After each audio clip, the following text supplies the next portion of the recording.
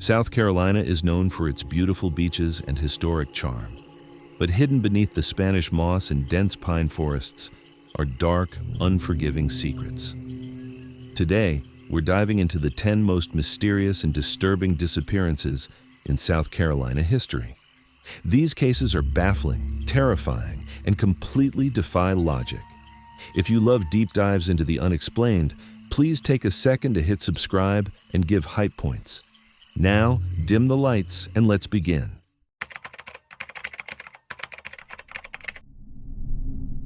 Close your eyes for a second and picture this. It's April 1987. You're driving home from a church event with your best friend and her toddler in the back seat. It's late, maybe 11:30 at night. You're on a 2-lane rural highway in South Carolina. There are no streetlights. There are no cell phones. There are no houses, just pine trees on both sides of the road, stretching back into swamp for miles. And you haven't seen another set of headlights in the rearview mirror for a long, long time. Now imagine that somewhere on that road, your car slides into a shallow ditch. Not a crash, not a catastrophe. Just a stuck tire. A minor problem. The kind you fix in the morning. Except you don't get to morning. Because somewhere between the concert in Walterboro and your front porch in Orangeburg, you and your friend and her 2-year-old baby simply stop existing. This is the case of Sarah Boyd, Linda McCord, and little Kimberly, and it might be the most terrifyingly ordinary disappearance in South Carolina history. The South Carolina Low Country at night in the 1980s is a particular kind of darkness. If you've never driven through it, it's hard to describe. The pines close in on both sides of the highway. The swamps run right up to the shoulder. There are stretches of these rural roads where you can drive 20, 30 minutes and not pass a gas station, a house, or a single other car. In 1987, there are no cell phones. There is no GPS. If you break down out here, you are on your own until sunrise or until somebody happens to drive by. That's the backdrop for this whole case. Remember that, because it changes everything. Now, the victims. And this is important, because this case has zero of the usual explanations that people love to reach for. Sarah Boyd was 32 years old, a responsible, loving mother. That night she had her 2-year-old daughter, Kimberly, with her. Kimberly is in a onesie, sleepy, buckled into a car seat. A baby. Sarah's best friend, Linda McCord, was 33 years old, a deeply religious woman, lived with her husband, John McCord, lived with her elderly mother, Cicero, devout, church every Sunday, Bible study on Wednesdays. These are not runaways. These are not women with secret double lives. These are not people involved in anything sketchy. There was no financial trouble. There was no infidelity anyone knew about. There was no reason on earth for any of them to walk away from their families. Linda's own mother would say it later, and it's one of those quotes that just sits with you. She said, "This would not be like her, to just leave. Linda wouldn't stay away from me for that long." That's your baseline. 2 responsible women, a toddler, a Friday night out. So on the evening of April 3rd, 1987, Sarah, Kimberly, and Linda pile into a 1977 blue Lincoln Continental. Big, boat-of-a-car American sedan. It belongs to Linda's husband, John. They drive from Orangeburg over to Walterboro, about 40 miles, to attend a gospel concert at the Colleton Civic Center. By all accounts, they have a wonderful night. Great music, familiar crowd. It's exactly the kind of low-key, joyful Friday you'd want with your best friend. But here's the first strange detail that starts to matter later. Out in the parking lot after the concert, as they're getting ready to head home, witnesses see Linda talking to somebody. Somebody sitting in a beat-up old blue car. Nobody can identify the driver. But there's a conversation. It's not remembered as an argument. Just a conversation. Long enough that people noticed. And then Linda gets in the Lincoln, and they head out around 10:30 or 11 p.m. to drive back to Orangeburg. Now here's where it gets very, very strange. Because on that dark rural highway, going toward St. George, another vehicle catches up to them.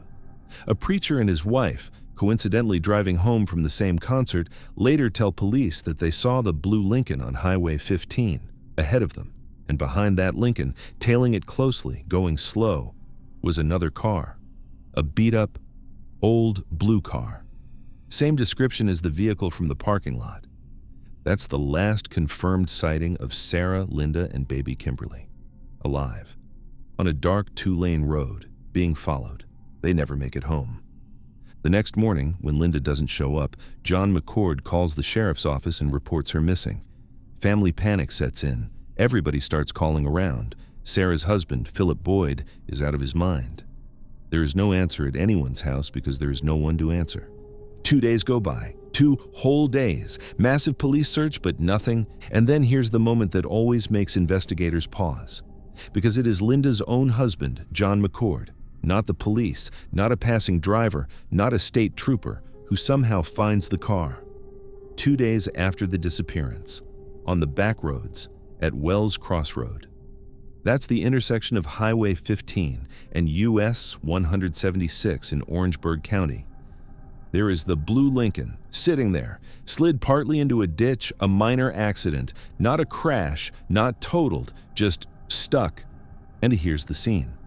The engine is off, the doors are locked, the keys are gone, there's no blood inside the car, no broken glass, no struggle, no purse thrown on the ground, no shoe in the ditch, no baby's blanket, nothing. And no Sarah, no Linda, no Kimberly, just an empty Lincoln, tilted slightly into the mud at a dark rural crossroads. Now this is where you have to sit down and really think. Because on the surface, there are 2 clean explanations for what happened, and both of them fall apart under any real pressure. Let's start with the first one. Theory number 1. The car slid into the ditch and they got out and walked for help. Okay, let's actually play that out. It's late, it's pitch black, there are no street lights. You are on a rural highway in the middle of nowhere with a 2-year-old baby. You have just slid off the road into a shallow ditch. Your car is not damaged. Your car is safe. It has locks, it has metal walls, it has a horn. Are 2 intelligent, responsible women, one of whom is holding a 2-year-old, really going to look at each other and say, "You know what? Let's abandon this steel box and walk into the pitch-dark swamp with a baby to look for a payphone?" No. That's not what people do. That's not what mothers do. You stay in the car, you lock the doors, you honk if a car goes by, you wait for sunrise, you do not carry a toddler out into the woods at midnight in April. But let's say, for the sake of argument, they did. Let's say they made that decision. Well, then the woods around that intersection got some of the most intense searches you can imagine. Search dogs, foot patrols, volunteers on horseback, deputies walking grid patterns. And if they had wandered off and gotten lost, even if they'd fallen into a swamp, even if the baby had gotten sick from exposure, something would have turned up. A shoe, a jacket, a pacifier, something. Nothing did. Not in 1987. Not in any of the years after. So they didn't walk away. Which brings us to theory number 2, the Good Samaritan trap. Somebody pulled over to help. This is the more common assumption. Somebody driving that road at midnight, maybe the driver of that beat-up blue car we keep hearing about, saw them stuck, pulled over, offered to give them a ride. But look at the physical scene again. Really look at it. You have 2 grown, healthy women. You have a screaming, sleepy 2-year-old. If a stranger tries to force 3 human beings into another vehicle against their will on the shoulder of a highway, there is chaos. There is shouting. There is fighting. Sarah is a mother. The moment somebody tries to grab her baby, she is fighting for her life. Linda is right there. That is not a quiet event. That leaves marks. But the scene was pristine. No scuff marks in the dirt, no torn clothing, no blood, no broken jewelry on the road. The keys were gone, meaning somebody had time to calmly turn off the ignition, pocket the keys, lock the doors. That's not the aftermath of a struggle.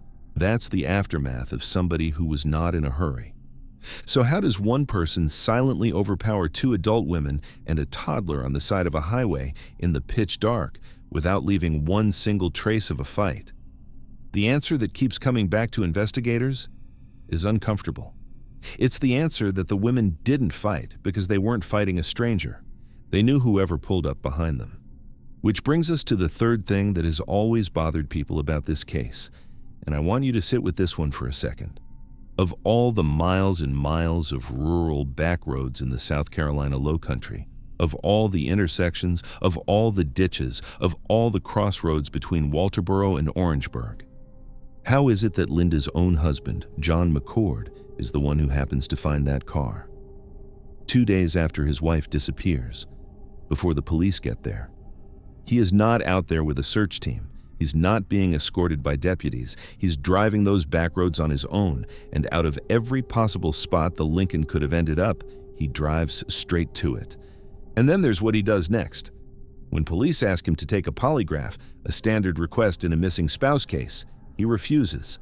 On the advice of his attorneys, Sarah's husband, Philip Boyd, he takes the polygraph. He passes it. Clean. John McCord doesn't. And then on the same day the car is found, he abruptly moves out of his mother-in-law's house, where Linda's mother is waiting for her daughter to come home. That is the mother whose last words about Linda were, "This would not be like her, to just leave." Now I want to be careful here. Refusing a polygraph is not proof of anything. Polygraphs aren't even admissible in court in most places. And John McCord has never been charged with anything related to this case.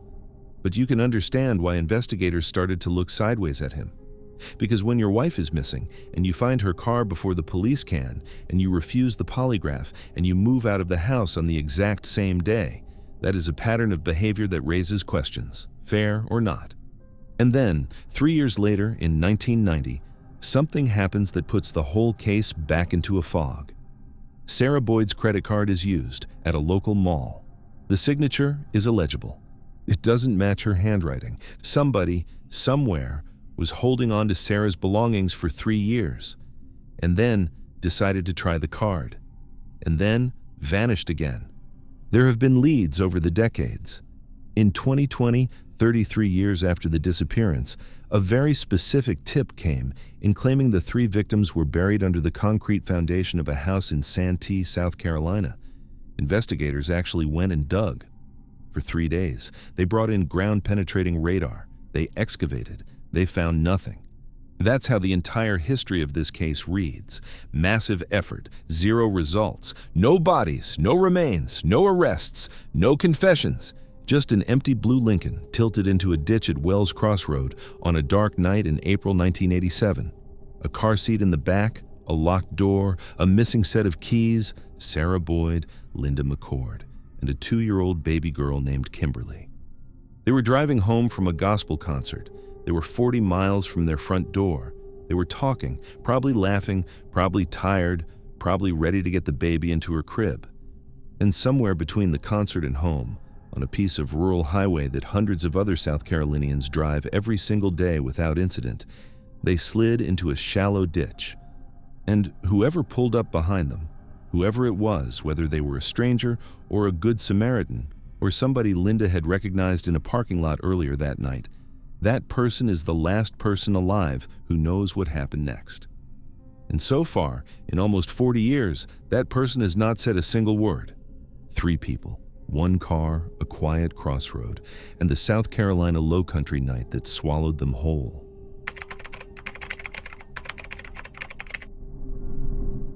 Picture this. 6,000 acres of South Carolina Lowcountry. Deep pine forests so thick the sun barely touches the ground. Murky wetlands. Dirt roads that twist into themselves and go nowhere. And somewhere in the middle of all of it, a small caretaker's cabin where a family lives. So far from the main road, you can't even see it from the front windows. This is Mount Holly Plantation, Berkeley County. And it's the kind of place where, if something happens to you, the swamp will keep the secret. On November 21st, 1987, a 26-year-old mother named Karina walked out of that cabin and never came back. And then, exactly 318 days later, from a bus stop just a few hundred yards from where her mother's car was found, her 11-year-old daughter vanished too. Same family, same property, same patch of woods. Almost a year apart. Now let's talk about how something like that actually happens. So you have to understand what Mount Holly is. This isn't your neighbor's backyard. In the late 1980s, this was a private, sprawling working plantation, thousands of acres of woodland and agricultural land tucked away from the coastal buzz of Charleston. The property was so big you could get genuinely lost on it. Trails through the pines, hidden pockets of swamp, the whole thing draped in Spanish moss that just hangs there. Quiet. The kind of quiet that isn't peaceful. The kind of quiet where you can hear your own footsteps a little too clearly. And living in the middle of all this, in a rustic little caretaker's cabin, was the Malinowski family, Corina Lynn Sagers. Malinowski was 26 years old. She was a mother of 3. She'd had her oldest daughter, Annette, when she was just 15, so by the time we get to 1987, Corina had already lived a life. She was working at the Oasis convenience store over in Somerville, showing up to her shifts, paying the bills. People who knew her described her the same way, over and over: a devoted mom, a survivor, someone who would never, ever walk away from her kids. But, and this is important, her home life was rough. Really rough. Friends, and later, her own biological sons would describe frequent severe fights between Corina and her husband, Stephen Malinowski. This was a woman locked in a volatile marriage, deep in the woods with no easy way out. Her daughter Annette was 11, quiet, a little shy. She had a small speech impediment and a little gap between her front teeth that her family talks about to this day. She was obedient. She followed her routines. And more than anything, she loved her dog. Every school morning, Annette would walk from the caretaker's cabin all the way down to the edge of the plantation property, where there was a small wooden shelter by the main road. That was her bus stop. Her dog would walk with her. Remember that dog? We're going to come back to it. November 21st, 1987. Late at night, somewhere between 11 and 11:30 p.m., according to Stephen Malinowski, he and Corina got into another one of their fights. A bad one. And according to him, Corina said she needed to go for a ride to cool off.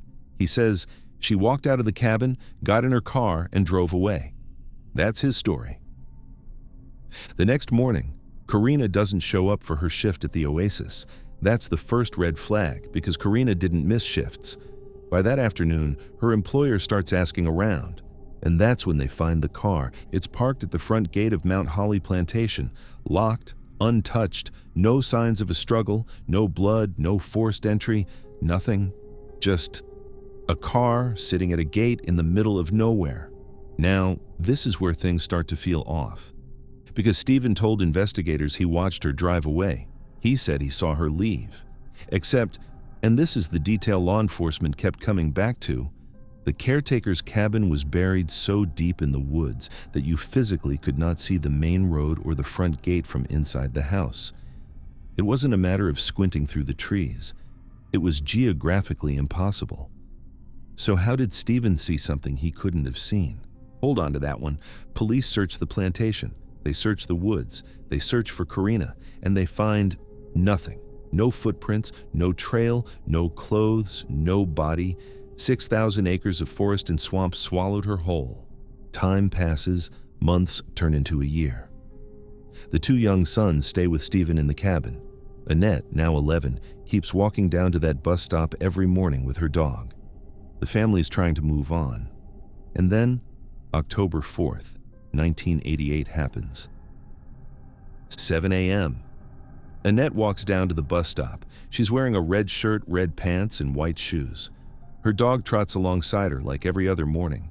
A passing school bus driver, a different driver on a different route, actually sees Annette that morning, sees her standing there at the wooden shelter, waiting. Normal kid. Normal morning. 7:20 a.m., 20 minutes later. Annette's actual bus pulls up to the shelter. Annette is gone. The dog is still there, just sitting, waiting, at the side of the road. Now stop right there. Just think about that for 1 second. Because we're going to come back to that dog too, and it matters. Annette doesn't come home that afternoon. Stephen Malinowski reports her missing, and then he tells police he found something, a note, left at the bus stop, written in pencil in what looks like Annette's own handwriting. The note reads, "Dad, Mom came back. I have to go with her. Give the boys lots of kisses and hugs, and also you too. Love, Annette." Handwriting experts will later look at that note and confirm, yeah, that's Annette's writing, that's her hand on the paper. Case closed, right? Mom faked her death, laid low for a year, came back and grabbed her daughter? Not so fast, because when you actually sit down and look at this note and this scenario, the whole thing falls apart. Let's talk about the mom came back theory, because on the surface, it's tidy. It explains the note. It explains why there's no sign of a struggle. It gives everyone a story to tell. But here's the thing, it doesn't actually make sense, not even a little bit. Start with the geography. Mount Holly Plantation is 6,000 acres of private, isolated, gated property. This isn't a public park. You don't just wander onto it, and the front gate, the exact spot Annette was standing at, is the same gate where Karina's car was found abandoned a year earlier. So the theory is that Karina, who has been a ghost for 318 days, with no financial records, no sightings, no phone calls, no footprint of any kind, somehow reappears out of thin air, drives up to the private front gate of the plantation she vanished from, and arrives in that perfect 20-minute window between the bus driver seeing Annette and the school bus arriving. How? How does that work? Where did she come from? Where did she go? How did nobody see a car? How did nobody see a woman who had been missing for nearly a year walking around the very property she disappeared from? Now let's talk about the note itself. Imagine you're 11 years old. Your mother has been missing for a year. You've cried yourself to sleep over it. And suddenly, on a Tuesday morning at 7 a.m. at your bus stop, your mom appears, alive, standing there, telling you to come with her. What do? Do you scream? Do you cry? Do you hug her? Do you get in the car and go? Or do you calmly pull out a pencil and paper, sit down at the bus shelter and carefully compose a farewell note to your stepdad? Give the boys lots of kisses and hugs. Really? An 11-year-old, in the middle of the most emotional shock of her entire life, stops to write a polite goodbye letter, and there's another detail buried in that note that most people miss. On the paper, there's a crossed-out phrase where Annette started to write, "Tell thee," and then stopped. Started to write something and stopped and switched to something else. Investigators have looked at that and said, that's not the mark of a kid writing a happy note to her father. That's the mark of a kid taking dictation, being told what to write, and correcting herself when she gets it wrong. Now, let's talk about the dog, because that dog might be the loudest piece of evidence in this whole case. Annette adored that dog. It walked with her to the bus stop every single morning. So the theory has to be, a joyful, tearful reunion happens between a mother and daughter who haven't seen each other in a year, and the very first thing Annette does is abandon her beloved pet on the side of a rural road, doesn't take it with her, doesn't walk it back to the cabin, just leaves it sitting in the dirt. That's not a kid running to her mom. That's a kid who was grabbed. And here's the biggest one, the one that breaks the whole theory in half. If Karina really did come back to rescue her daughter from a bad situation, why would she leave her 2 young sons behind? These are her biological children. She gave birth to them. If she loved Annette enough to stage this elaborate, impossible extraction, why did she walk away and leave the boys in that same cabin with the same husband? What mother does that? And it gets worse, because Stephen Malinowski's own behavior in the aftermath is deeply, deeply strange. Shortly after Annette disappears, Stephen relinquishes his parental rights to his 2 biological sons. He signs them away. Then, he leaves South Carolina entirely, moves back to his parents' place in Florida, severs ties with the investigation. Think about that. Your wife has vanished. Your stepdaughter has vanished. The most horrific thing that could happen to a family has happened, and your response is to give up your remaining children and leave the state. That's not grief. That's not a man crushed by loss. That looks a whole lot like a man who wants to disappear. Investigators searched. They brought in dogs. They combed those 6,000 acres of pines and swamp and dirt roads. They dug. They interviewed. They followed leads for years, and they found nothing. No Karina, no Annette, no remains, no clothing, no trace. There is a theory. There has always been a theory. The one law enforcement quietly believes, even if they've never been able to prove it, that Karina died on that plantation on November 21st, 1987. And that 318 days later, when 11-year-old Annette either figured out what really happened to her mother or was simply seen as a liability, a witness who was starting to ask the wrong questions, she was made to sit down at that bus shelter, write a note in her own hand, and then disappear into the same patch of woods that had already swallowed her mom. But we don't know. We don't have proof. We only have the note, the dog sitting in the dirt, a car locked at a gate, a husband who saw something he couldn't have seen, and 6,000 acres of pine trees that never gave up their secret. A mother gone in November, a daughter gone the following October, same property, same gate, same silence. And somewhere on that plantation, if the theory is right, they're still there, together, under all that Spanish moss, waiting for someone to finally come looking in the right place.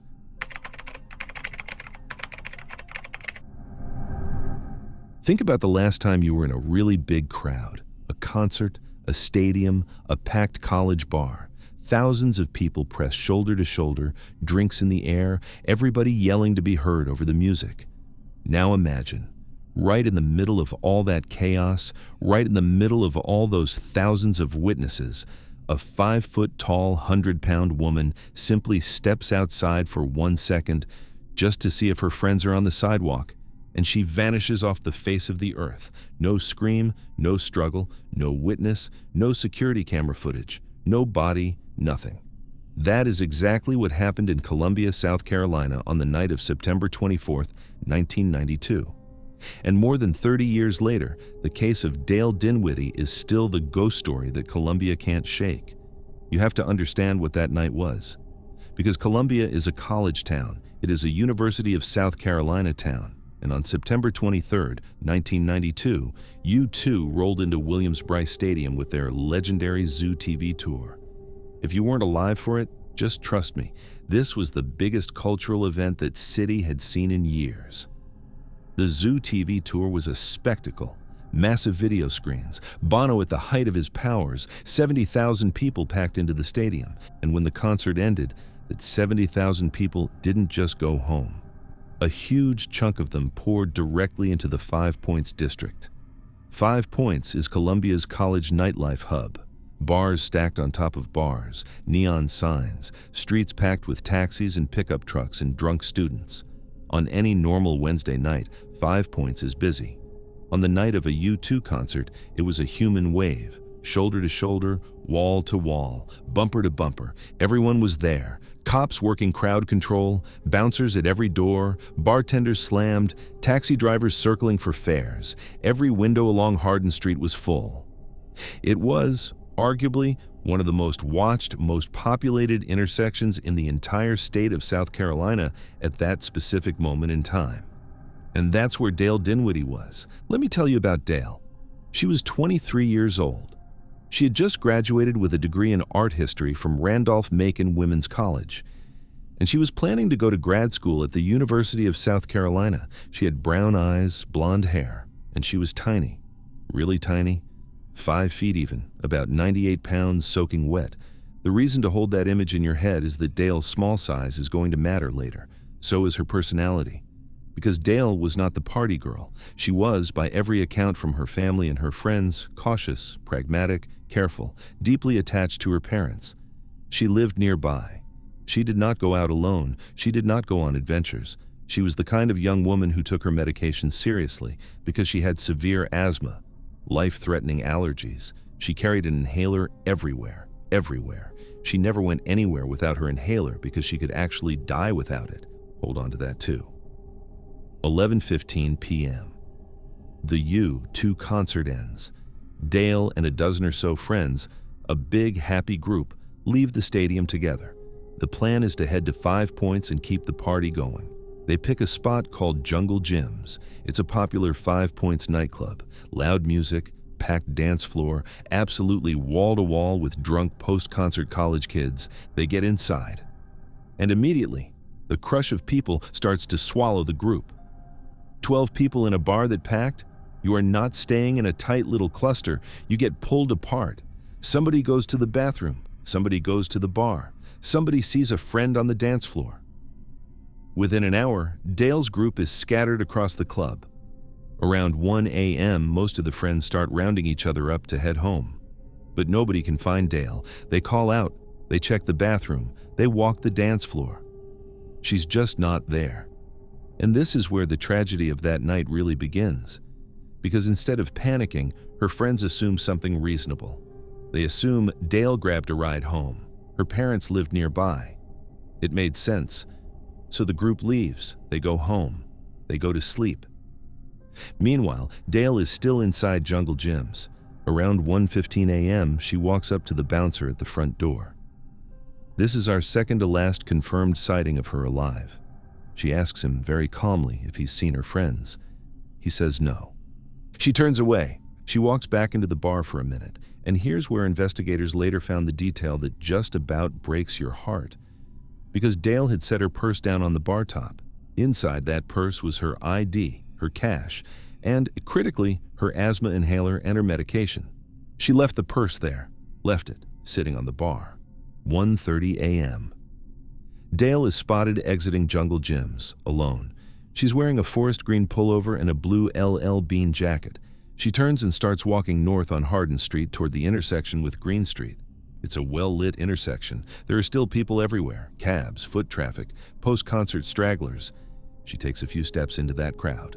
And she vanishes, not in a puff of smoke, not into a scream, just gone.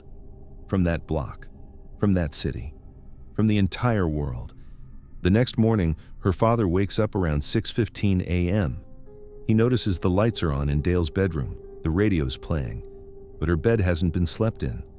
He starts making calls. Her friends realize with horror that they all thought she was with somebody else. Nobody has seen her since Jungle Jim's. By 8:30 a.m., Dale is officially reported missing.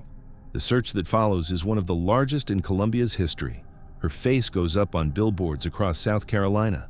Police search every alley and 5 points, every dumpster, every abandoned building. Divers search rivers. Nothing. Let's stop and actually look at this, because on the surface, people love to reach for the easy answer. Runaway, wild party girl who took off with a boyfriend, started a new life. That's the theory that always gets floated in cases like this, and it makes zero sense here. None. Because Dale didn't take her purse. She didn't have her ID. She didn't have money. She didn't have her keys. She didn't have her car. That was at her parents' house. She didn't take a change of clothes. She didn't tell a single friend or family member she was leaving. And she didn't take her inhaler. I want you to really sit with that one for a second. Because Dale Dinwiddie had chronic, severe asthma. This wasn't a mild condition. This was a medically dependent, life or death, always carry the inhaler kind of asthma. For her to voluntarily walk away from her medication is functionally the same as walking away from her lungs. Which tells us one thing very clearly. When Dale stepped out of Jungle Jim's onto Hardin Street, she was not planning to go far. She wasn't running away. She wasn't disappearing. She was, probably, just stepping outside for 1 minute. Maybe to see if her friends were on the sidewalk, maybe to catch a bit of night air. She meant to come right back. She never got the chance. Now let's talk about the crowd, because this is the part of this case that will genuinely mess with your head. 5 points at 1:30 a.m. on the night of a U2 concert was not a quiet, dark alley. It was one of the most heavily populated, most well-lit, most surveilled corners of the entire city that night. There were thousands of people on the streets, bouncers on every door, cops working shifts, cabs idling in traffic, college kids stumbling in every direction. An abduction in a place like that should be impossible. You cannot grab a woman off that sidewalk without her screaming. And if she screams, hundreds of people hear her. You cannot force her into a vehicle without the drivers in the cars idling 10 feet away noticing. You cannot drag her into an alley without the guys smoking on the corner seeing you. And yet, not a single person saw a struggle. Not a single person heard a scream. Not a single witness has ever come forward with anything more than, "I think I might have seen her," in a crowd of thousands on a well-lit street. Nothing. How is that possible? There are really only 2 ways this works, and both of them are chilling in different ways. Version 1 is the speed version. Dale was tiny. 98 pounds, 5 feet tall. Somebody strong could have physically overpowered her in the space of 2 or 3 seconds. Grab her mouth, wrap an arm around her, pull her sideways into a waiting vehicle at the curb. Door shuts, car pulls into traffic, gone. Total elapsed time, maybe 10 seconds, in a dense crowd where everyone is drunk, distracted, laughing and looking at their friends. 10 seconds is nothing. People wouldn't process what they'd just seen until the car was already down the block. But even that requires a waiting vehicle, which requires planning, which means somebody was watching her. Which brings us to version 2, the uncomfortable one. The version where Dale didn't fight because she didn't know she needed to fight, where somebody she recognized, somebody who looked safe, somebody who said, "Hey, I know your friends. They went this way. Hop in, I'll take you to them," was waiting on that street. And in her exhausted, worried, contact lens blurry state at 1:30 in the morning, she made the wrong decision to trust the wrong person.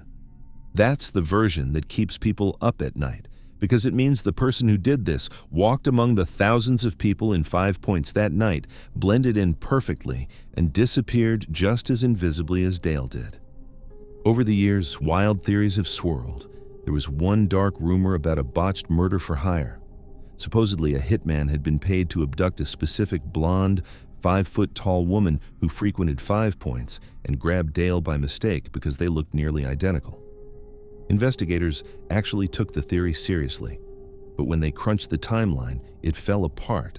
The suspected hitman was killing another woman in a different part of the state within 30 hours. He couldn't have driven to North Carolina to dispose of Dale and back in that window. So that theory got shelved. In 2021, SLED even raided the home of a prominent Columbia attorney whose name had gotten tangled up in Dinwiddie rumors. But they had to publicly clarify that the raid had nothing to do with her case at all. And then, just this year, March 2026, human skeletal remains were found during a home renovation on Kilbourne Road, just 1.65 miles from where Dale was last seen. The remains have not been identified yet. Nobody knows. Everybody is holding their breath. There have been billboards, there have been podcasts, there have been anniversaries, 25 years, 30 years, now over 33 years. Dale's face, that photograph everybody in Columbia has memorized, has stared out from missing persons flyers for so long that people who weren't even born in 1992 still recognize her name. Her parents lived out the rest of their lives without answers. Her friends have never fully forgiven themselves for leaving jungle gyms without her. The bouncer she asked about her friends, that guy became one of the last people to ever speak to her. Dale Dinwiddie was 23 years old. She was 5 feet tall. She weighed 98 pounds. She was an art history graduate who wanted to go to grad school. She loved her parents. She carried her inhaler everywhere she went, except for the last 4 seconds of her known life. She stepped out onto Hardin Street at 1:30 in the morning after a rock concert. She walked into the largest, brightest, most crowded college nightlife district in the state of South Carolina. And somewhere between the front door of Jungle Gyms and the intersection at Green Street, she disappeared into the crowd, completely, permanently, and silently. Thousands of witnesses, not one of them saw a thing. And somewhere in Columbia, if you believe the recent discoveries on Kilbourne Road, she may have been closer to home the entire time than anyone ever dared to imagine, waiting to be found.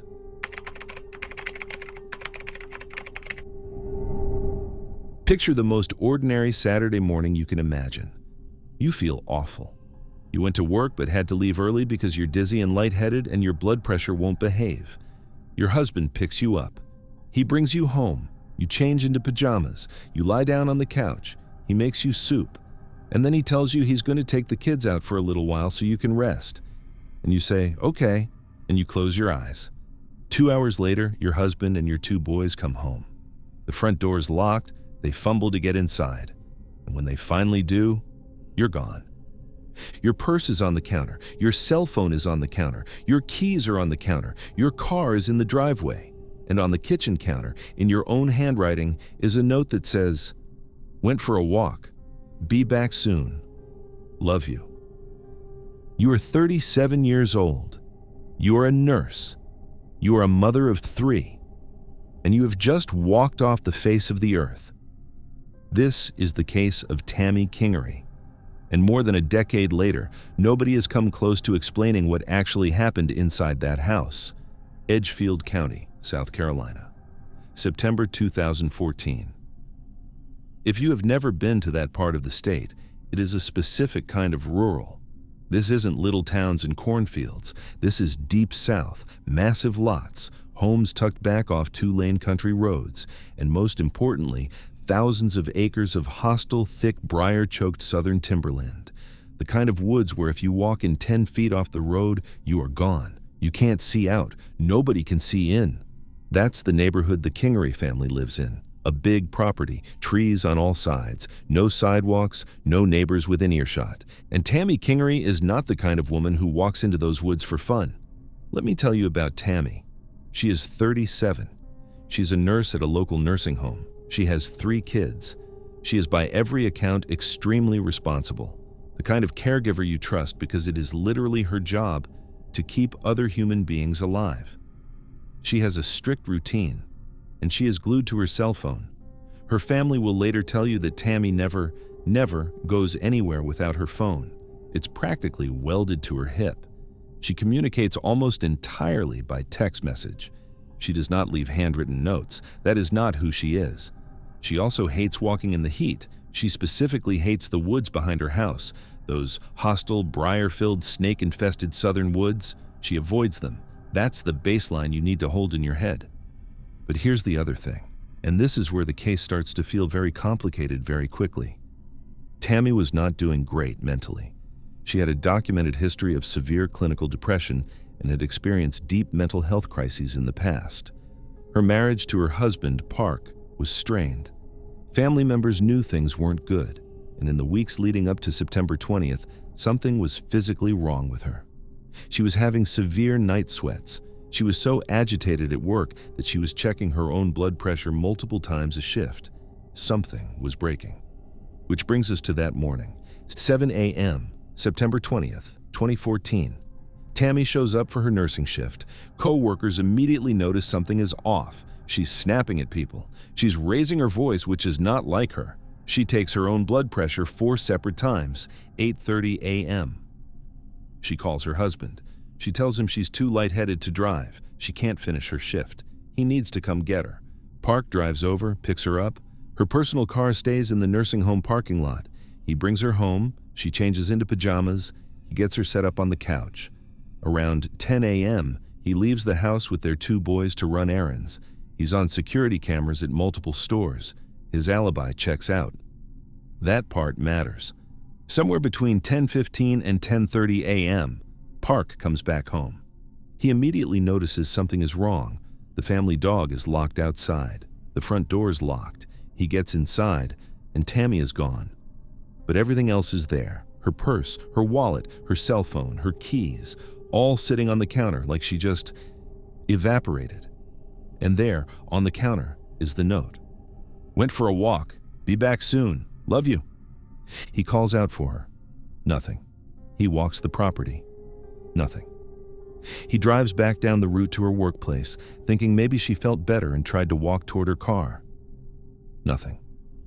By 2 p.m., he is at the Edgefield County Sheriff's Office reporting his wife missing. Deputies show up. They bring tracking dogs. They set the dogs to work in the woods behind the house, the woods she supposedly walked into. The dogs find nothing. No scent trail, no direction, nothing. It's like she never went into those woods at all. Now this is where you have to stop and use basic common sense, because the went for a walk theory falls apart the second you actually think about it. Let's start with the walk itself. Tammy came home from work because she was too dizzy to drive. She was lightheaded. Her blood pressure was spiking. She was so nauseous her husband had to physically pick her up. She changed into pajamas.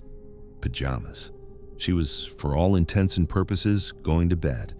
And we are supposed to believe that this same woman, less than 2 hours later, looked around her house and said, "You know what would make me feel better? A hike through the dense, briar-filled, snake-infested woods behind my house, in pajamas, without water, without my phone, without my keys, in the middle of a scorching hot day in September." That is not a decision a sick person makes. That is not a decision anyone makes. And it wasn't just warm outside that day. It was 98 degrees. That's the temperature. 98. If you go outside for a walk in that heat, especially when you've spent the morning being violently lightheaded, you're going to make it about 100 yards before you collapse. Tammy knew this. She was a nurse. She understood her own body better than most of us understand ours. So no, she didn't just decide to go for a hike. Something else was going on. Now, let's talk about the door, because this is the detail that keeps me up at night about this case. When Park came home with the kids, the front door was locked, deadbolt. And the way that specific door lock worked, according to investigators, was that the deadbolt could only be locked from the outside using a physical key, which is fine. Except Tammy's keys were sitting on the counter inside the house. Think about that for 1 second. You cannot lock that deadbolt from the outside without a key. Tammy's key is inside, so how is the door locked?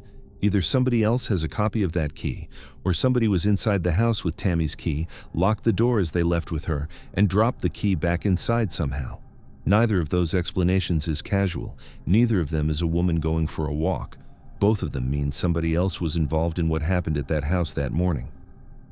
Now, the note. It's 2014. Tammy has her cell phone sitting right there on the counter, fully charged, fully functional. If she wanted to tell her husband she was stepping out, she would send a text. That is what she did. Every single day. That is her entire pattern of communication. Instead, we're supposed to believe that on the one day she disappears forever, she suddenly reached for a pen and paper like it was 1985 and wrote a handwritten note, in cursive, with a sign-off. Love you. Her family said something about that sign-off that gives me chills. They said it read like a farewell, not like a be right back, like a goodbye. Handwriting analysts later confirmed the writing was actually Tammy's. That's not fake. She wrote it, but nobody has ever been able to explain why she wrote it, or when, or whether she wrote it that morning at all, or maybe wrote it days earlier under different circumstances entirely. And then police pulled her phone. And here's where it gets really strange, because on the morning she disappeared, several text messages had been deleted. Recently, deliberately. Somebody had gone into that phone and wiped a specific conversation. Investigators managed to recover some of it, and what they found were text exchanges between Tammy and other men, local men. And investigators later described the content of those messages as, and I quote, romantic. So now, there's a whole new dimension to this. Tammy was in a strained marriage. There were secret romantic conversations. And on the morning she disappears, those conversations get deleted from her phone. Who deleted them? If Tammy deleted them herself, when? She was in pajamas on the couch, sick. If somebody else deleted them, that means somebody else touched her phone that morning. And that changes everything. There's one more thing that really pushes this case into the strange. Because after Tammy disappeared, multiple people came forward with independent tips, including Tammy's own daughter. They reported seeing a woman who looked exactly like Tammy, riding as a passenger on a motorcycle, passing near the Kingery property, shortly after Park had left with the boys. Now investigators were never able to find that motorcycle, or identify the driver. But two separate people, including her own daughter, put her on the back of a bike heading away from that house, and the tracking dogs, the ones that were supposed to find her scent in the woods, found nothing, which strongly suggests she never went into those woods at all. The note was a misdirection, a cover story, meant to send searchers in the wrong direction while she, or whoever took her, went somewhere else entirely. There are broadly two theories about what happened to Tammy Kingery. Theory one is the sad one, that Tammy was in genuine mental crisis, that the depression and the physical symptoms she'd been fighting for months finally overwhelmed her, that she wrote the note as a farewell, walked into the woods, and simply disappeared into the swamp and the briars on purpose. This is the theory investigators lean toward because of her medical history. The problem with it is the locked door, the deleted texts, and the tracking dogs finding no scent.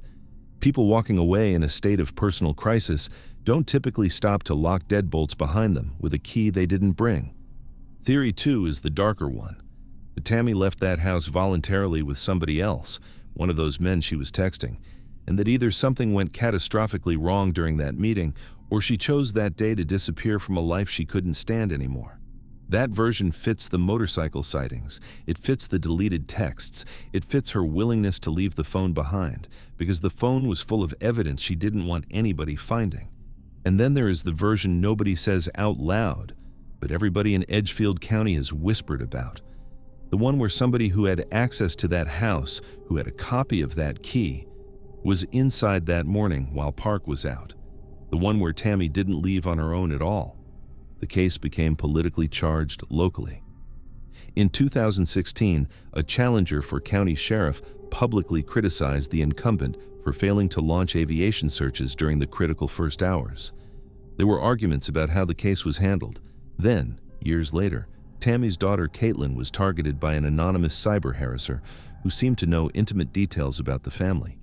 Details a stranger shouldn't have known. No arrests have ever been made. No body has ever been found. No follow-up on the motorcycle has ever produced a lead. The Waccamaw of woods behind that house has kept its secret.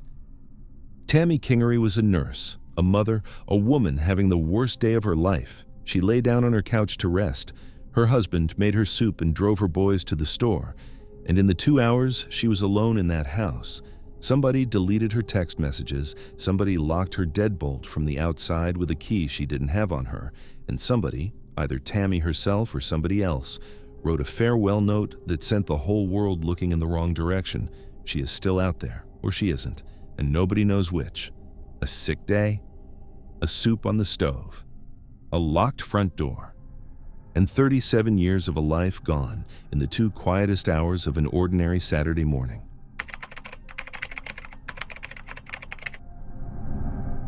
Picture the wealthiest zip code you can imagine, manicured golf courses, multi-million-dollar yachts bobbing in a harbor, sun-drenched marinas, gated communities where the biggest crime of the year is somebody's Labrador digging in the wrong flower bed. This is Hilton Head Island in March of 2008. This is where nothing bad is supposed to happen.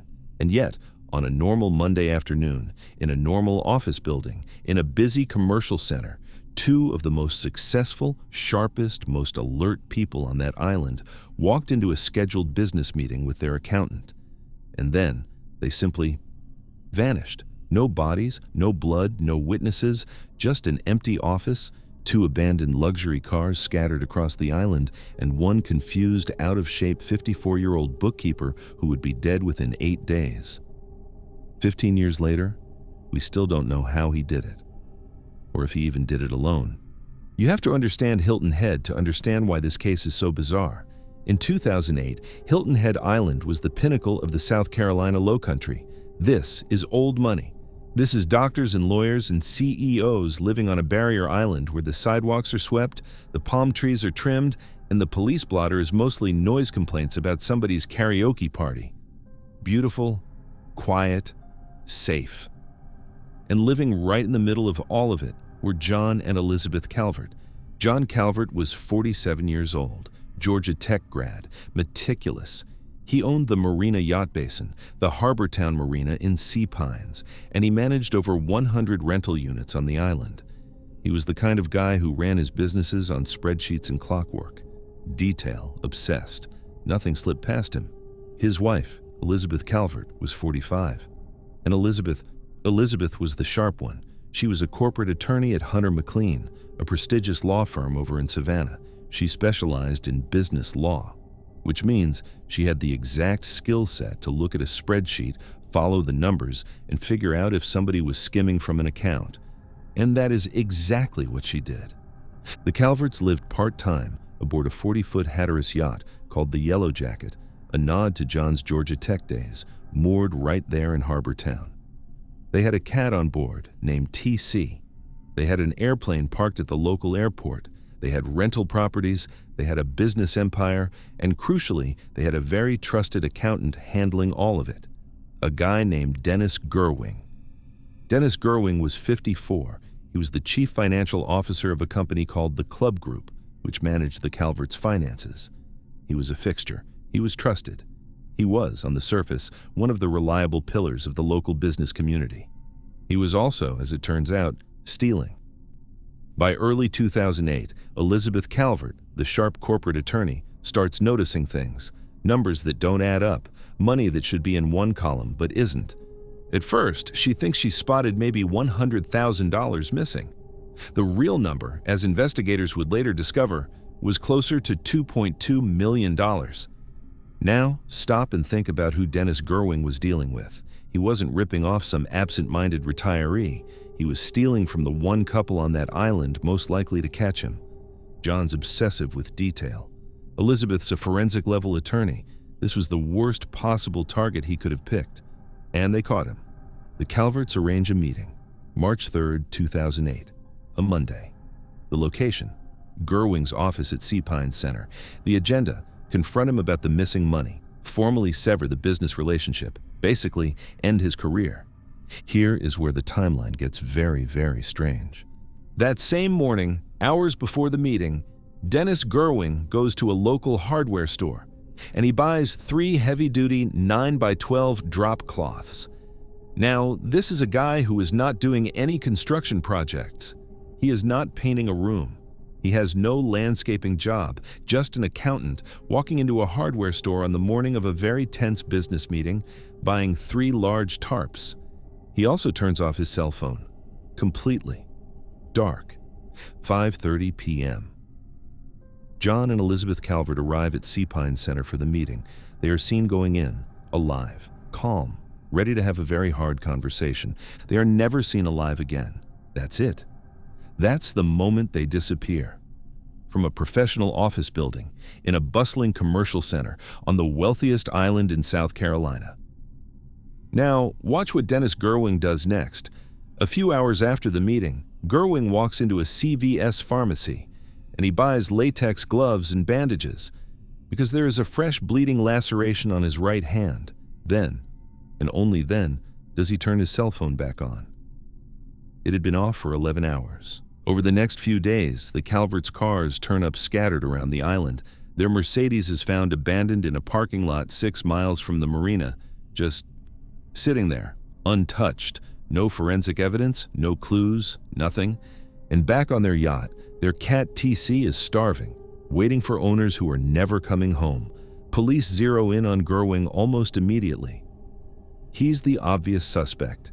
He was the last person to see them. He had the motive. And that hand injury?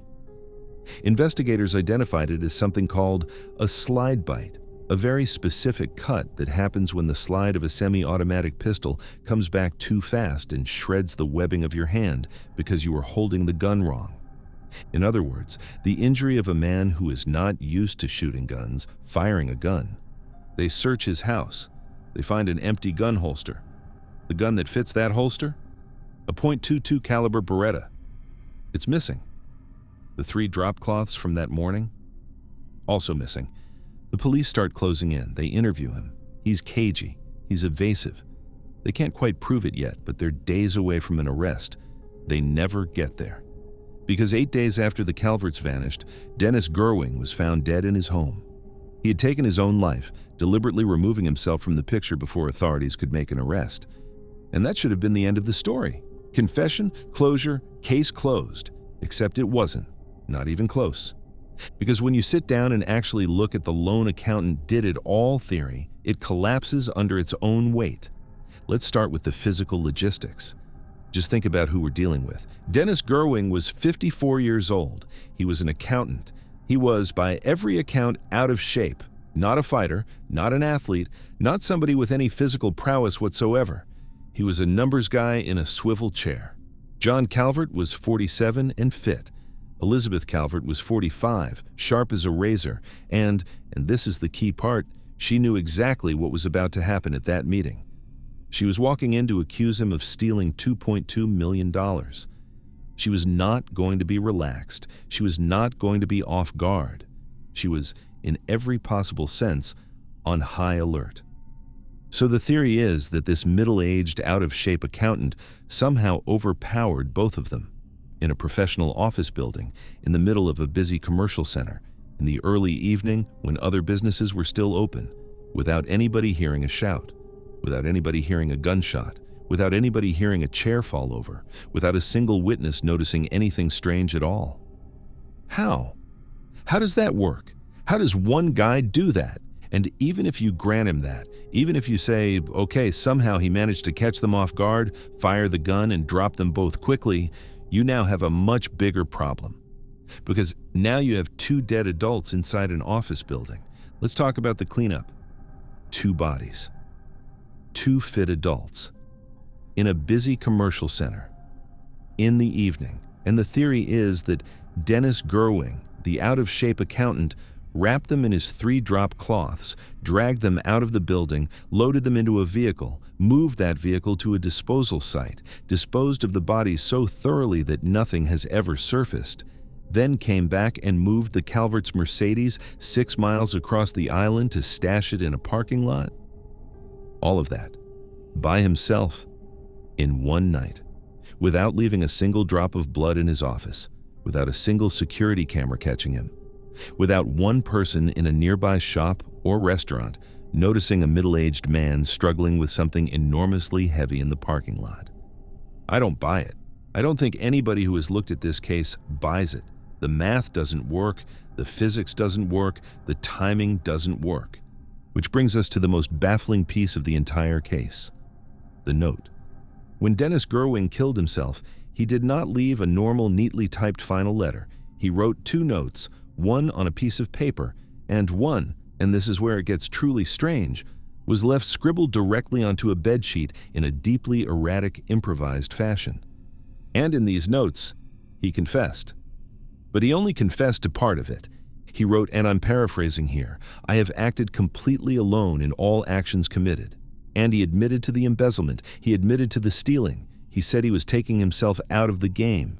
He did not write a single word about John and Elizabeth Calvert, not one word. Now stop and think about that. Really think about it. You are about to end your own life. You are already confessing on paper, on a bedsheet, in blood, in the most dramatic way you can possibly imagine, to a massive financial crime that will destroy your reputation forever. There is no reason to hold anything back. You are gone. You are done. You have already lost everything. So why not tell them where the bodies are? If you did it alone, if this was really a one-man operation, if there is no accomplice to protect and no one else to fear, why would you take that specific piece of information to the grave? Why would you leave 2 families in permanent, agonizing limbo? Unless you weren't alone.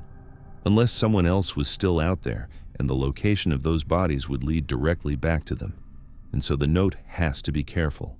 The note has to confess just enough to satisfy investigators and leave out the one detail that would unravel somebody else's life. That's the theory that a lot of locals still whisper about, that Gerwing was the trigger man, sure, but somebody else did the cleanup. Somebody else moved the cars. Somebody else knows where John and Elizabeth Calvert are right now. We have no idea who that person would be, if they even exist. The searches that followed were massive. The FBI got involved. Local authorities dragged the marshes. Divers searched the ocean around Hilton Head. They combed through landfills. They walked the woods. They checked every property Gerwing was associated with. They followed every lead, every rumor, every phone tip. Nothing. Not a shoe, not a scrap of clothing, not a bone, not a wallet, not the gun, not the drop cloths, nothing. In October 2009, a probate judge officially declared John and Elizabeth Calvert legally dead. There was no funeral with bodies. There was no burial. There was only paperwork and an empty yacht at Harbor Town and a cat with new owners. And Dennis Gerwing, the man who almost certainly knew exactly what happened, made the ultimate irreversible decision to ensure he would never have to answer another question again. So here is what we're left with. A wealthy couple walked into an office meeting on the safest, prettiest island in South Carolina on a Monday afternoon in March. Their killer confessed to the financial crime, but not to the murder. Their bodies have never been found. And somewhere, maybe in the Pluff Mud, maybe in the deep ocean currents off Hilton Head, maybe in a spot only one man knew and he took to his grave, John and Elizabeth Calvert are still there. The Yellow Jacket eventually left the harbor. The airplane got sold. The rental units changed hands. The world moved on. And on one of the most exclusive, most secure islands in America, in broad daylight, two brilliant people simply vanished. And the only man who knew the answer chose permanent silence rather than telling anyone where they went.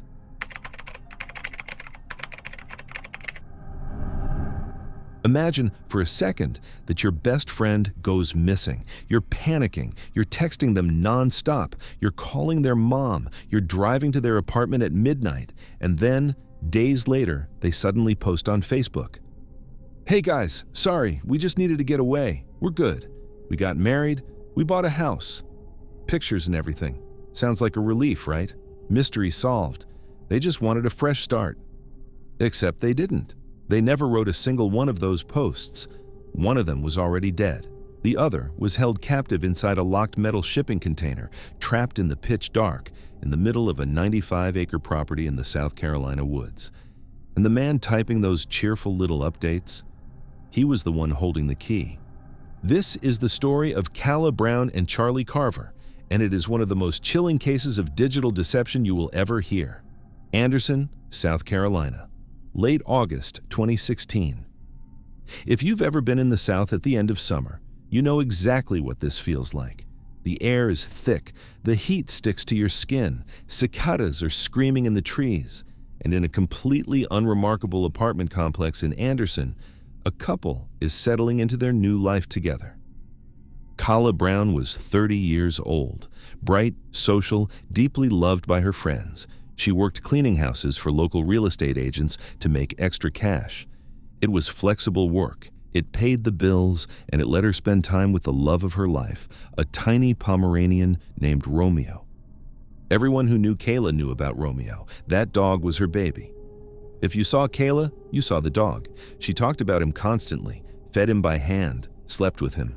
Remember Romeo, he's important. Her boyfriend was Charlie Carver.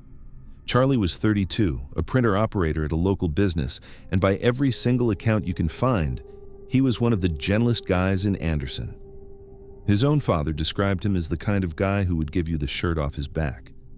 He loved making people laugh. Charlie had some complications in his life. He was in the final stages of a divorce. It was messy on paper, but emotionally he was over it. He was in love with Kala. They just moved in together. They were making plans. This was two people building a life, not two people running from one. And that distinction is going to matter a lot in a minute. August 31st, 2016. Kayla tells a friend she has a house cleaning job. Nothing unusual. It's the kind of work she does all the time. Her employer, the real estate agent, has arranged it. Charlie decides to tag along, not because anything feels off, just because it's the kind of thing you do when you're in a new relationship. You don't want your girlfriend driving out to a stranger's house alone, so he rides with her.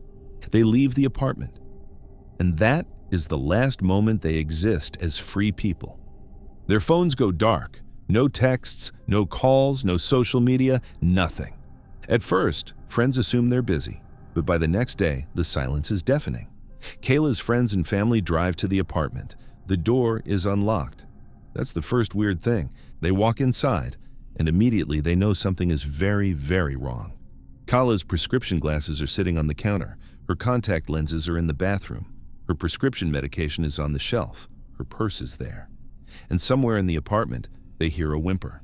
They find Romeo, locked inside his crate without any food or water for over 24 hours. Kala's dog, the dog she couldn't be separated from for an afternoon, left completely abandoned in a locked cage. Everyone knows immediately. This isn't a runaway situation. This is something bad. They call the police. A missing persons report goes out. Investigators start looking, and for about a week this looks like a standard missing couple case. Then Facebook happens. About a week after they disappear, Charlie's Facebook account suddenly lights up. The profile picture changes, new posts start appearing, and the tone is bizarre, cheerful, casual, almost taunting. "We're fine, everyone. We just needed to get away. We packed up and moved, got married, bought a house." Pictures start getting uploaded. Charlie's friends are commenting frantically. His own mother is begging him to call her, and Charlie's account is just posting, ignoring the panic, ignoring the real messages, just calmly saying, "Everything's fine. We started over." And then it gets darker. There's one post that goes up on October 2nd that reads, and I'm paraphrasing, "What color ribbon supports the cure for people who can't keep their nose out of other people's business?" That's not a happy newlywed post. That is a threat. But here's the thing. Here's the awful, terrible thing. It works. For weeks, it works. Because if the missing person is telling everyone they're okay, at some point, investigators start to wonder, maybe they really did just run away. Maybe Charlie wanted to escape his divorce. Maybe they wanted a clean break. It's not the priority case it should be. The trail cools. And that's exactly what the person typing those posts wanted. Because let's stop right here and actually look at this "they ran away to start a new life" theory. Because it doesn't hold up, not for a single second, not once you sit down and think about it. Let's start with the dog. Let's start with Romeo. Kala was obsessed with this dog. People who knew her used that exact word. Obsessed. And we're supposed to believe that Kala, this woman who couldn't leave her Pomeranian for an afternoon without checking on him, decided to run off, start a fresh, happy life. And her plan was to lock her beloved best friend in a crate and simply leave him behind to perish? No, that doesn't happen. Ever. People who elope don't torture their pets. It's not a thing.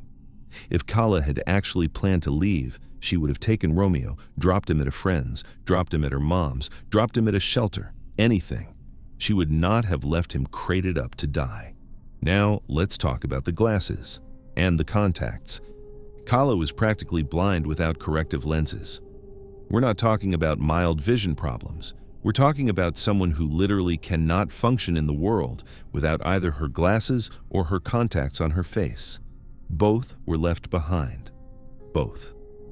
So the theory is, Kala decided to abandon her entire life, drive off into the sunset, start over in a new city, and her plan was to just not see anything ever again. She was going to build a whole new identity and soft focus? That's not a plan. That's the residue of someone being taken with no warning and no time to grab their things. Then there's the medication, left behind, the purse, the ID, the keys, every single anchor of a normal adult life, left in place exactly where a normal Tuesday would have left them. And then, of course, there are the Facebook posts themselves.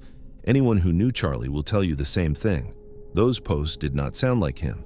The word choices were off, the grammar was off, the tone was off. Charlie was a warm, gentle guy. These posts were smug, provocative, almost gleeful about the panic they were causing. But even if you didn't know Charlie personally, the logic of the posts alone makes no sense. Because think about it. If your entire goal is to secretly run away and cut ties, what do? You go dark. You delete your Facebook. You block your family. You disappear. You do not spend weeks actively posting on the very platform your friends and family are watching, while simultaneously ignoring the real, urgent, panicked messages they're sending you directly. That's not the behavior of someone starting a new life. That's the behavior of someone who wants the investigation to slow down, someone who wants the police to stop looking, someone who wants the case to sit dormant just long enough for whatever they're actually doing to keep going. And that's when the police finally stop trusting the posts. That's when they finally stop and say, wait a minute, something is very wrong here. And they do the one thing that changes everything. They stop watching Facebook, and they start pinging the cell phones. The phone signals lead investigators away from Anderson, miles away, into Spartanburg County, down rural roads, past the last of the neighborhoods, into the deep woods, until they arrive at a chain-link fence around a sprawling 95-acre property. It's overgrown, it's isolated. There are storage sheds and heavy machinery scattered around, and there are shipping containers, big industrial metal shipping containers. The property belongs to the real estate agent Kala worked for. His name is Todd Kohlhepp. It's November 3rd, 2016. That is 65 days, over 2 months since Kala and Charlie vanished. Deputies show up to execute a search warrant, and as they walk the property, quiet, careful, spread out across the acreage, they hear something. Banging, frantic, desperate banging. Coming from inside one of the padlocked metal containers, they grab bolt cutters, power tools, they cut through the lock, they swing the door open into the darkness, and there is Kala Brown, held captive in the dark, alive. She had been in there for 2 months.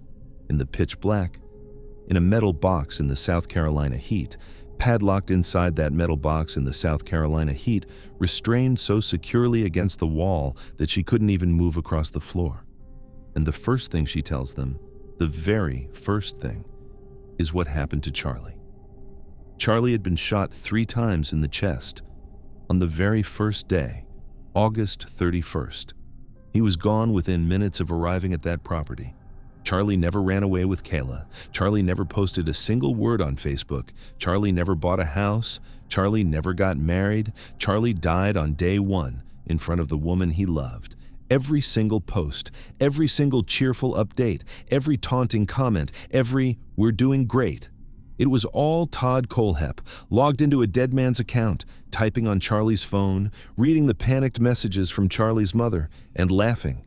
And here is the detail that never leaves you. For those 2 months, while Kayla was chained in the dark, unable to see, unable to escape, unable to know if anyone was even still looking for her, Todd Kohlhepp was living a completely normal life just outside that container. He was going to work. He was selling houses. He was driving his BMW around town. He was a licensed real estate broker. He had a pilot's license. Neighbors would have described him as a nice guy. He was in every visible way a functioning member of the community. And every day he'd come home. And every day Kala would hear the footsteps. That is the part that stays with you. Not the violence, not the container.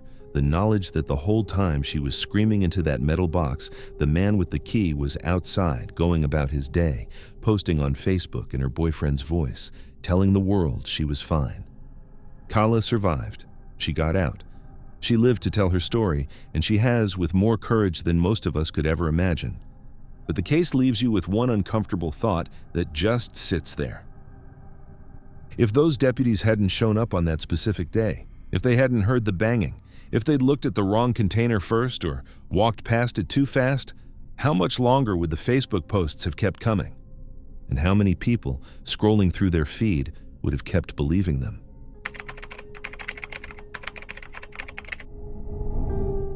Imagine waking up in the middle of the night in your childhood bedroom. You're 6 years old. You share a bed with your little sister. She's 4. The window is cracked open just enough to let a little bit of the summer breeze in. The oscillating fan is whirring quietly beside you. And you open your eyes, and for reasons you don't understand, you have the feeling that someone is watching you. And then you see him, standing right there, in your bedroom. A man, tall, with a beard, wearing what your 6-year-old brain describes as a magic hat. And he reaches down toward the mattress, right into the space you are sharing with your sister, taking her from the room into the night. You don't scream, you don't move. You just lay there.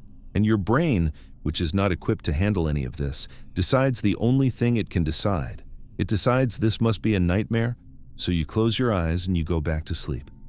And when your mother wakes you up in the morning, your little sister is gone, and she is never coming home. This is the case of Jessica Gutierrez, and it is one of the most quietly horrifying cold cases in South Carolina history. June 5th, 1986, Lexington, South Carolina. A modest little neighborhood along South Lake Drive.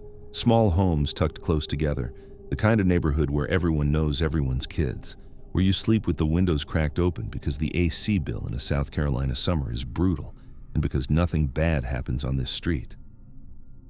Inside one of those homes, Deborah Gutierrez is tucking her children into bed. It is a completely ordinary night. The house is small, it is full. There's a mother and her children packed under one roof, the kind of environment where any noise, any bump, any disturbance is going to wake somebody up. Jessica is 4 years old, blonde, tiny, completely dependent on her mother. She has zero capacity to protect herself. She has zero capacity to navigate the world alone. Her sister Rebecca is 6, 2 years older, sharing a bedroom with Jessica. Now, here's the detail from that night that always chills me. Because on any normal night, Jessica would have been sleeping in her mother's bed. She wanted to sleep with Mom, but her little brother wasn't feeling well that night. He got the spot, he got Mom's bed. So Jessica, disappointed, went to sleep in her sister Rebecca's bed instead. And she ended up on the edge of the mattress, right next to the nightstand, right next to the oscillating fan, right next to the window. That one tiny change, a sick little brother getting mom's bed, put Jessica in the exact wrong spot on the exact wrong night. Deborah kisses the girls goodnight. The fan is on, the window's cracked, everyone falls asleep. And then, sometime after 11:30 p.m., somebody walks up to that window from the outside. The intruder's careful. He doesn't smash the glass. He doesn't kick in the door. He works the screen. He pulls it away from the window frame. He props the window open, and he climbs in. At some point, he leaves a fingerprint on the window frame. This will matter enormously later. Remember that print? Now he's inside the girls' bedroom. 2 sleeping children, a fan humming, the rest of the house asleep. And he walks over to the bed, and he leans down. Rebecca, the 6-year-old, wakes up. She later describes it not as a sound, but as a feeling. That prickling sensation on the back of your neck when you know somebody is looking at you. She opens her eyes and there is a man standing right there, in her bedroom. She describes him as a white man with a beard, wearing a tall hat, what she called, in the way only a 6-year-old can describe something, a magic hat. She watches him lift Jessica, right out of the bed next to her. She sees him carry her sister out of the room, sees him walk to the front door, and walk out into the night. And Rebecca, 6 years old, alone, staring at an empty spot on the mattress where her sister was, cannot scream. She cannot move. She cannot process any of it. Her brain does the only thing a 6-year-old brain can do. She tells herself it must have been a nightmare, and she closes her eyes. The next morning, Deborah Gutierrez walks into her girls' bedroom to wake them up. Jessica isn't there. The bed is empty. The window screen is gone. The window is propped open, and Rebecca is sitting there, groggy, and she says something like, "The man with the magic hat took her." Deborah thinks she's misheard. Then she realizes she hasn't, and her world ends. The Lexington County Sheriff's Department arrives. The FBI gets involved. There's a massive air and ground search. Every field, every ditch, every pond, every stretch of woods gets combed over. And the entire community of Lexington, South Carolina, comes to a complete stop. And it turns up nothing. Not a shoe, not a scrap, not a trace of Jessica Gutierrez. And for 35 years, that is exactly where the case sits. Frozen. Now let's stop and really look at what happened in that house, because on the surface, people love to reach for the same explanation. A random predator, some faceless drifter passing through town, some monster who saw an open window and got lucky. That doesn't hold up. And here's why. Let's start with the silence. You have a small house. You have a mother sleeping down the hall. You have young children who wake up if the toilet flushes wrong. You have wooden floors. You have a door that has to open and close. And in the middle of all of that, an intruder is supposed to have gotten inside, walked across a bedroom, picked up a 4-year-old, and carried her out the front door without a single creak. Without Jessica making a noise. Without Rebecca reacting fast enough to scream. Without Deborah waking up.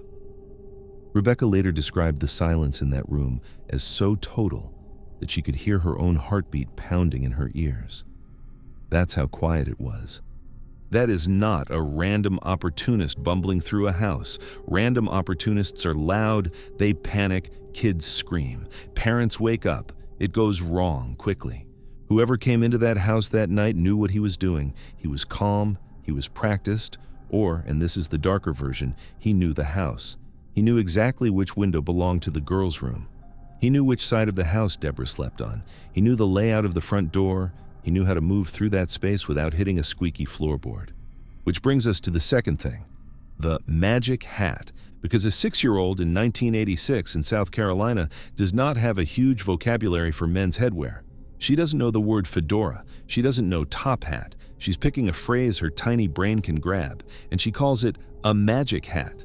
A tall hat, distinct enough that a 6-year-old, half asleep in the middle of the night, remembers it as the defining feature of the man. That is not a ski mask. That is not a hood. That is not somebody trying to hide his face. That is somebody wearing something so identifiable that if you spotted him on the street the next day, you would know him. Which is a very strange choice for a stranger abducting a child from a house he's never been to, unless he wasn't planning on Rebecca waking up. Unless he thought both girls would sleep through it. unless he was somebody who never for 1 second considered that he might be seen. And that brings us to the biggest logic gap of all, the random stranger theory. Random predators don't do this. This is not how stranger abductions work. Stranger abductions overwhelmingly happen in public places, parks, streets, parking lots, places where the risk of getting caught in the act is much lower than breaking into a family home in the middle of the night. Because think about it from the criminal's perspective. Breaking into an occupied home is one of the riskiest things you can do. There are people inside. There are potential witnesses in every room. There is a mother who could wake up at any second, and you are choosing to enter that house, specifically to steal a specific child from a specific window, when you have no idea what's inside? Unless you do know what's inside. Unless you have been in that house before. Unless you knew exactly which window belonged to the girls, and you knew Deborah's routine, and you knew where the kids slept. This wasn't opportunism. This was targeted. Somebody in that family's orbit did this. Fast forward 35 years, almost 4 decades. Deborah Gutierrez has spent her entire adult life grieving a daughter she never got to bury. Rebecca has spent her entire adult life carrying the weight of a memory she once convinced herself was a nightmare. And then, in September 2021, the FBI's Child Abduction Rapid Deployment Team teams up with the South Carolina Law Enforcement Division. They pull the box. They reopen the file. They interview more than 125 people. They re-examine every piece of evidence. And they take another look at that latent fingerprint pulled off the window frame back in 1986. And they get a match. The name is Thomas Eric McDowell. McDowell was not a stranger. He was a former boyfriend of Deborah Gutierrez. He had been to the house. He knew the family. He knew the layout. He knew which window was the girl's bedroom. And in 1986, in the days before Jessica disappeared, people described him as a man who wore a long beard and a very distinctive tall cowboy hat. In the days after Jessica vanished, witnesses said he suddenly shaved, cut his hair, ditched the hat entirely, transformed his entire appearance, the way a man does when he knows a 6-year-old might have seen him. In January 2022, Thomas McDowell was arrested in North Carolina. In February 2024, a jury found him guilty of murder, kidnapping, and burglary. He was sentenced to consecutive life terms in prison. The evidence at trial included that fingerprint on the window frame. It included Rebecca, now a grown woman, walking into a courtroom and telling a jury what she saw in her bedroom that night when she was 6 years old. It included the testimony of a jailhouse informant named Michael Fowler, who said McDowell, back in 1986, in a North Carolina jail cell, had explicitly confessed to breaking through that window, taking the 4-year-old girl from her home and ending her life. The defense fought hard. They argued the fingerprint could have been left during a previous visit when McDowell dated Deborah. Prosecutors dismantled that by proving Deborah kept a meticulously clean house. She cleaned those windows constantly. That print was fresh. Justice, finally, in 2024, almost 38 years after a mother put her daughter to bed for the last time. But here's the part that will never sit right, the part that keeps this case from being a real ending. Jessica Gutierrez's body has never been found. McDowell is in prison. He will die in prison. He knows exactly where he took her, and he has never said. He has never told the family. He has never allowed Deborah to have a grave to visit. So justice, legal justice, was served. But peace never was. A real-life monster stepped through a cracked open window on a June night in 1986. He wore a tall hat that a little girl called Magic. He lifted a sleeping 4-year-old out of her bed, and he walked her out the front door of her own house. And even after almost 40 years, even after a conviction, even after 2 life sentences, Jessica is still out there, somewhere in the South Carolina soil, waiting for someone to bring her home.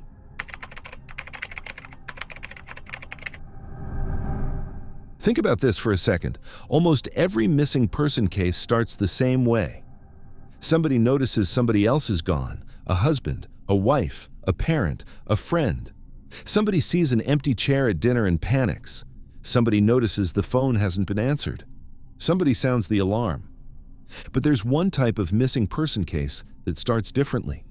The kind where the person closest to the victim, the person who should be screaming the loudest, calling the police, putting up flyers, sobbing on the local news, isn't.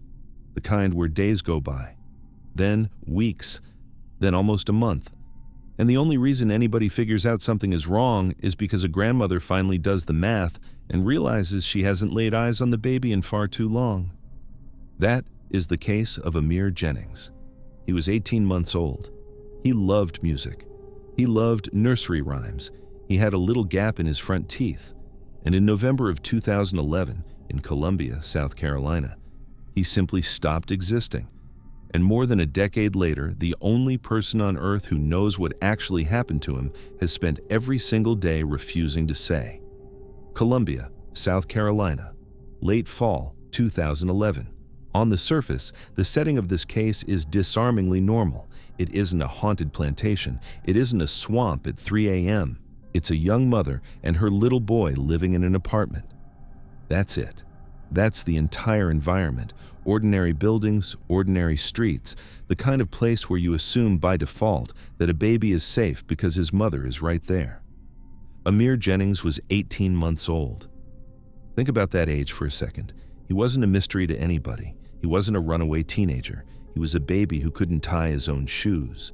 He couldn't tell you his address. He couldn't call for help. He couldn't unlock a door. He couldn't survive for a single day without a caregiver. Every single thing about his existence, food, water, shelter, safety, depended entirely on the adults in his life.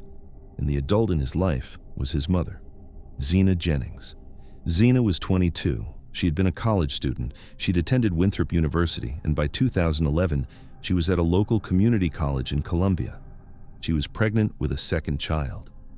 She was, by every account, struggling with depression after Amir was born, struggling academically, struggling emotionally. Her own family and later even her own defense attorneys would describe her as showing what they called schizophrenic tendencies. She had a documented history of untreated mental illness, and she was, according to relatives, actively hostile toward her son, not distant, not neglectful in the passive sense, actively hostile. That is the backdrop.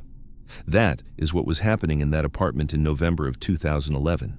Thanksgiving weekend, 2011. Amir's maternal grandmother, Jocelyn, sees him. She holds him, she hugs him. He's alive, he's fine. That's the last confirmed sighting anyone ever had of Amir Jennings. And then, nothing. Early December rolls around. Family members start asking Zena questions. Where's Amir? Can we see him? Can you bring him over? And Zena starts giving them answers that don't quite land right. She's evasive, she's short, she says she's depressed, she says she can't right now. Every time somebody presses, the answer shifts a little. December 8th, 2011. Amir's grandmother, Jocelyn, has heard enough non-answers. She does what should have been done weeks ago. She reports both Zena and Amir missing. Zena is nowhere to be found either, just gone. Wandering somewhere with the baby or without the baby, or who knows. And here's the thing. Weeks pass. She's a ghost. Nobody can find her. And there's this horrible sinking feeling settling over the whole family, because at this point, Amir hasn't been seen in over a month. Then, on Christmas Eve, December 24th, 2011, Zena crashes her car in downtown Columbia. Police show up. They start running her information, and once they realize who she is, the missing mother of a missing baby that's been all over the local news, they start asking about Amir. And this is where the real horror begins. Because now, finally, this woman has a chance to be honest. She's been caught. She has no more running to do. Whatever happened to her son, this is her moment to tell the truth. Instead, she starts lying. And she doesn't stop for years. The first thing she says, the very first thing, before her identity has even been fully confirmed, is that she doesn't have any children. Simple as that. No kids, not mine. A few minutes later, when police confront her with the actual paperwork, she pivots.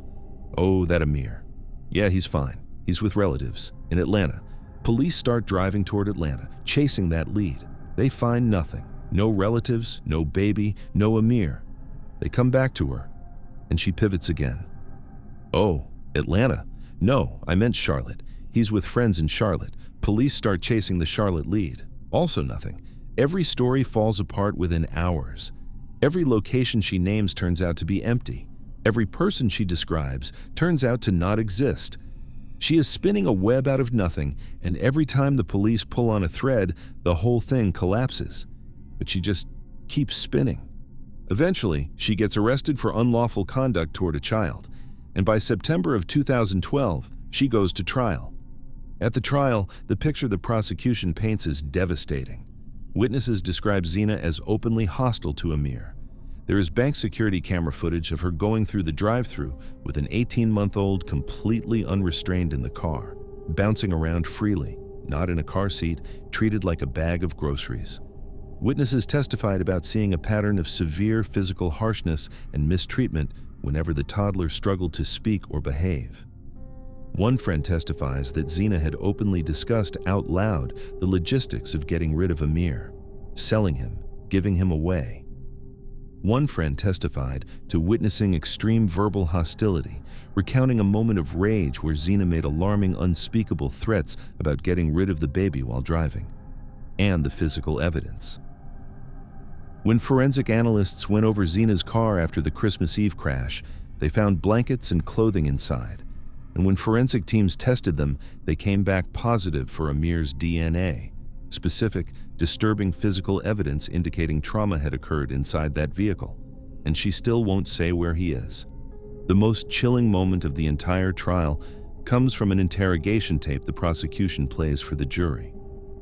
Sergeant Arthur Thomas, the detective, is sitting across from Zina. She's crying. She keeps insisting Amir is safe. She keeps insisting she can't tell anyone where he is. And the detective, I think out of pure frustration and human anguish, finally says to her, "Prove to me your child is alive." And Zina on the tape just cries, and she says quietly, "I can't." The jury convicts her. She gets the maximum sentence, 10 years in prison. She gives birth to her second child during the trial, and Amir is still gone. Now this is where you have to really look at the shape of what she said, because Zina's defense, the version she is stuck to, is that she was overwhelmed. That the pressures of single motherhood, mental illness, depression, poverty, and college all crushed her, and that at some point she gave Amir away, to a stranger, or to a safe person, or to somebody who could care for him better than she could. That's her story. She was drowning. She handed him off. He's alive somewhere, being loved by somebody else. Let's actually look at that.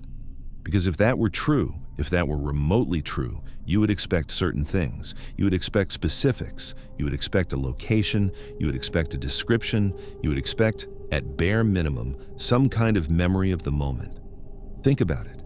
Even in the worst, most tragic version of that story, a desperate, mentally ill young mother handing her baby to a stranger at a gas station or a rest stop, that moment would be seared into her brain forever. That is not the kind of memory that fades. It doesn't matter what mental state you're in. Giving away your own child is not something you forget the details of. But Zina could not, and still cannot, provide a single concrete detail. Not a name, not a face, not a car, not a gas station, not a city block, not a description of a house, not a phone number, not the kind of clothes the person was wearing, nothing. And that is because the story is not true. That story does not have details because it did not happen. You cannot describe something you invented on the fly to explain something else. The FBI and multi-state police task forces spent an unbelievable amount of resources looking for the mystery stranger. They interviewed people. They followed tips. They ran down every ghost of a lead in 3 states, and they found absolutely zero evidence of a secondary caregiver.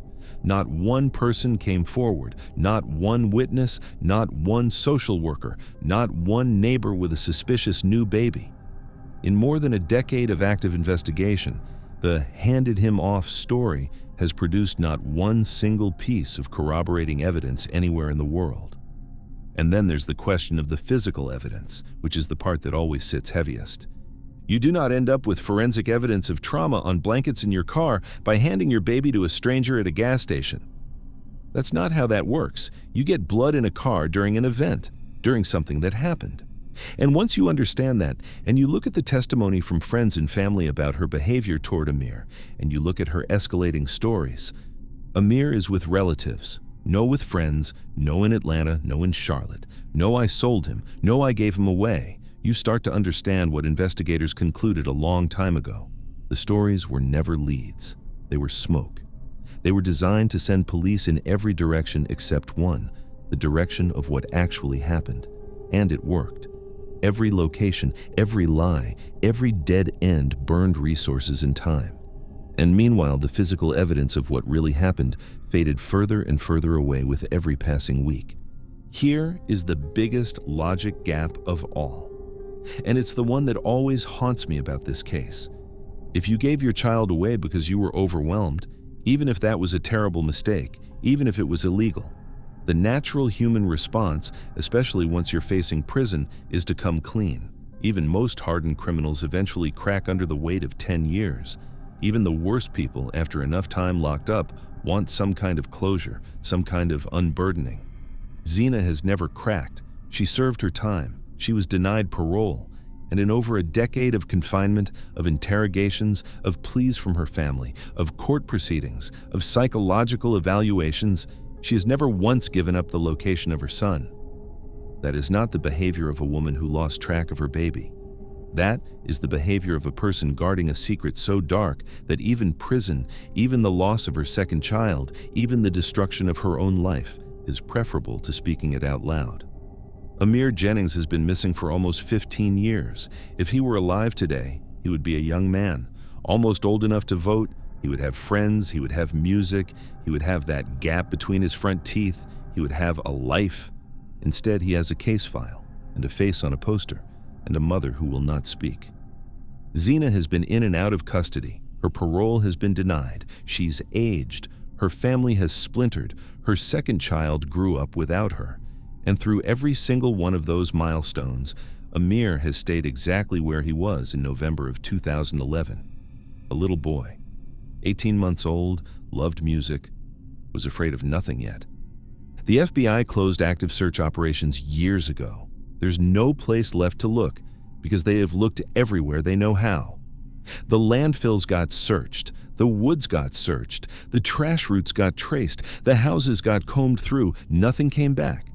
And here's the part that never leaves you. Amir is not a mystery in the traditional sense. There is no lone shooter to catch. There is no serial predator to profile. There is no anonymous kidnapper. The person who knows exactly what happened to Amir Jennings is a specific, named, identified human being, his mother, sitting in the state of South Carolina, breathing air, alive, aware. She just won't say. That is the horror of this case, not the not knowing, the knowing that somebody knows and that they have decided every single day for over a decade that the truth will die with them. Amir Jennings, 18 months old, loved music, gone into a web of lies so tight that even his own family, even the police, even the FBI could never find their way through it.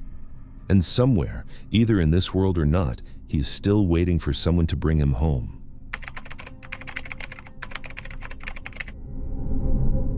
If you've ever been to Myrtle Beach in the middle of summer, you know exactly what it feels like. Neon lights, traffic bumper to bumper down Ocean Boulevard, tourists in flip-flops, kids screaming on the beach, the smell of sunscreen and funnel cake. It's alive, it's chaos, it's fun. Now, flip that. Same town, middle of December. The tourists are gone. The neon is dim. The wind coming off the Atlantic has teeth.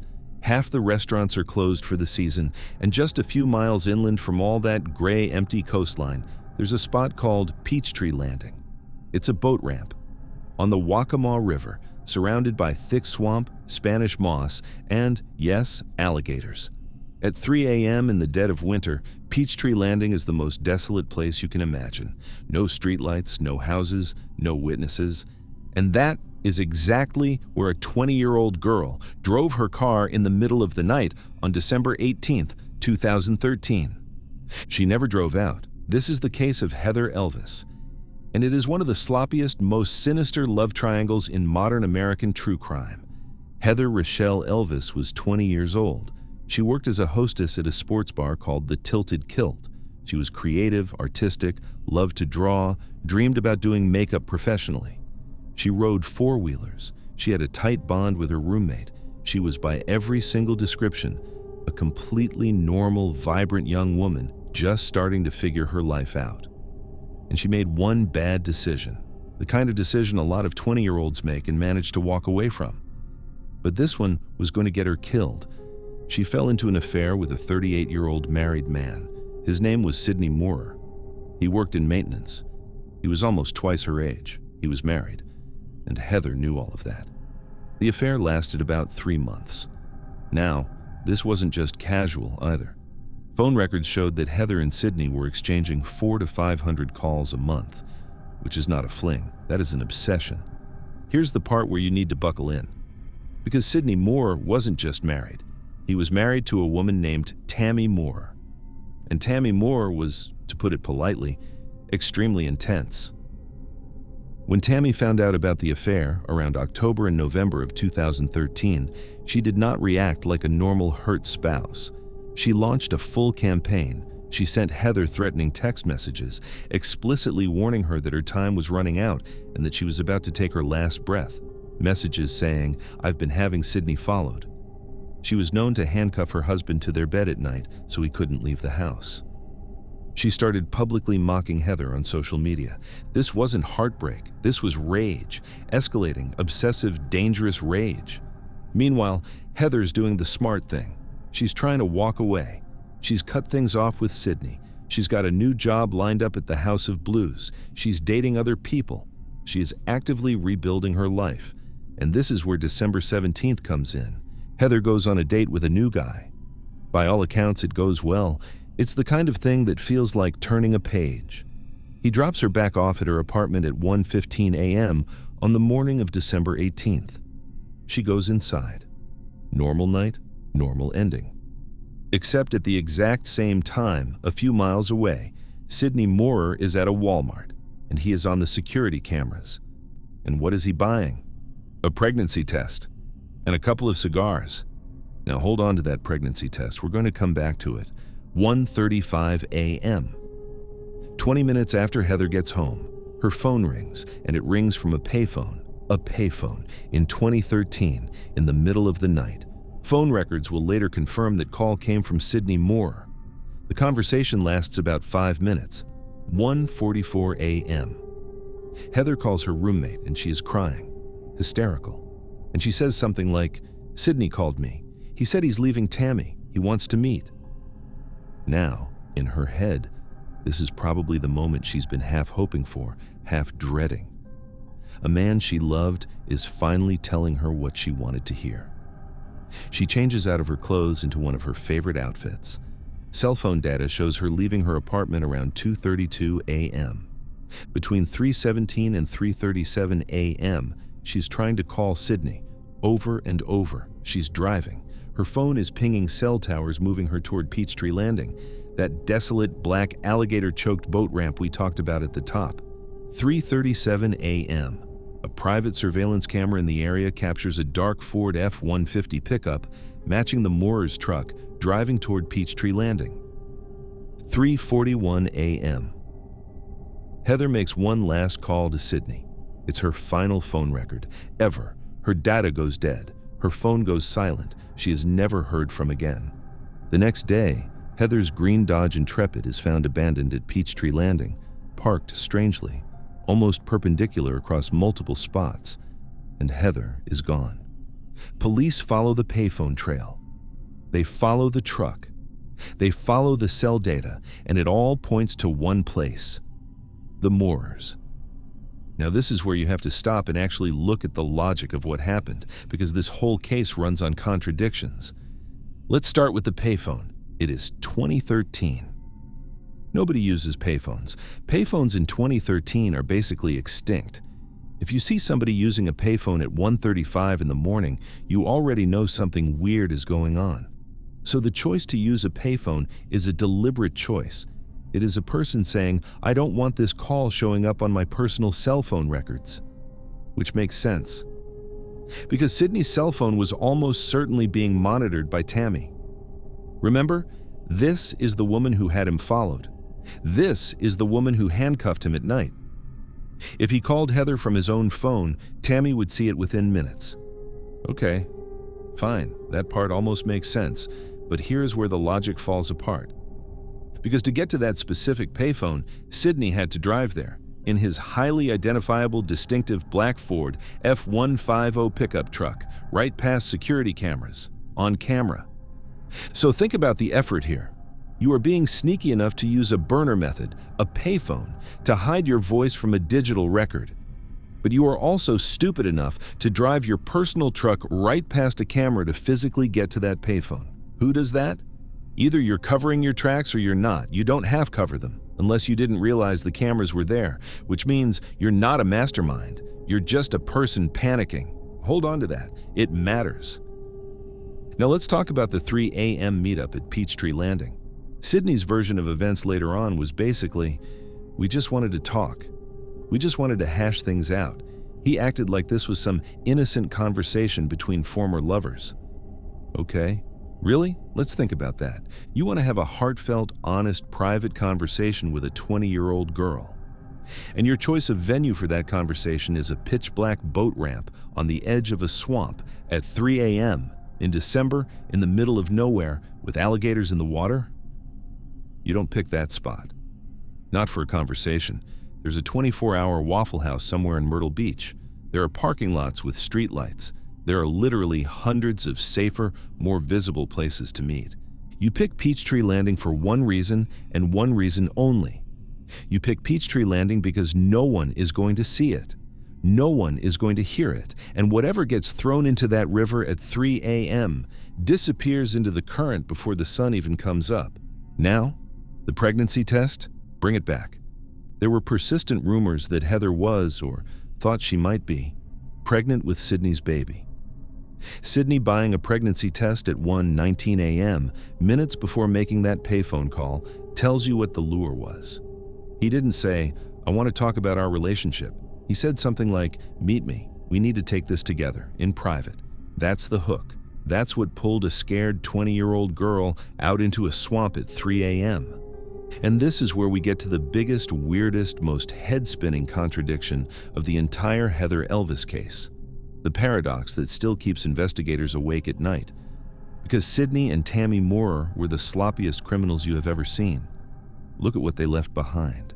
Threatening text messages on their phones sent to the victim, screamed threats, public social media harassment, a payphone call that took 10 minutes to trace, their truck on private surveillance driving toward the crime scene, cell phone pings placing them near Peachtree Landing at the time of the disappearance, Tammy publicly mocking a missing girl on Facebook right after she vanished, home surveillance footage from their own cameras showing them washing that Ford F-150 obsessively in the days after, and then later burning the rags they used to clean it.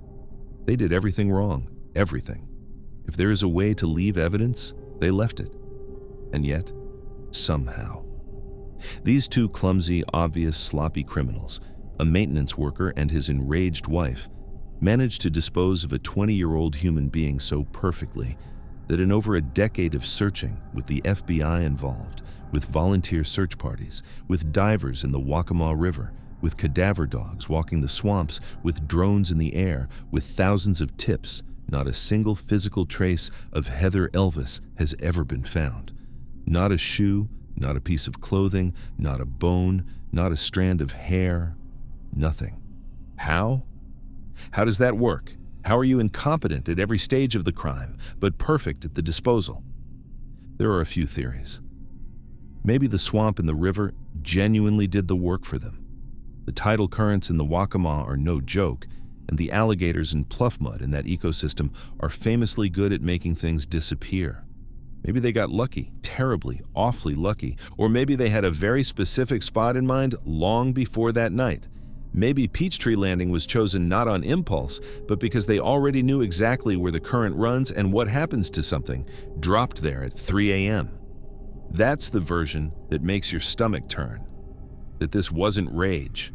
That this was planned. Sidney and Tammy Moorer were both eventually convicted of kidnapping Heather Elvis, both sentenced to 30 years in prison.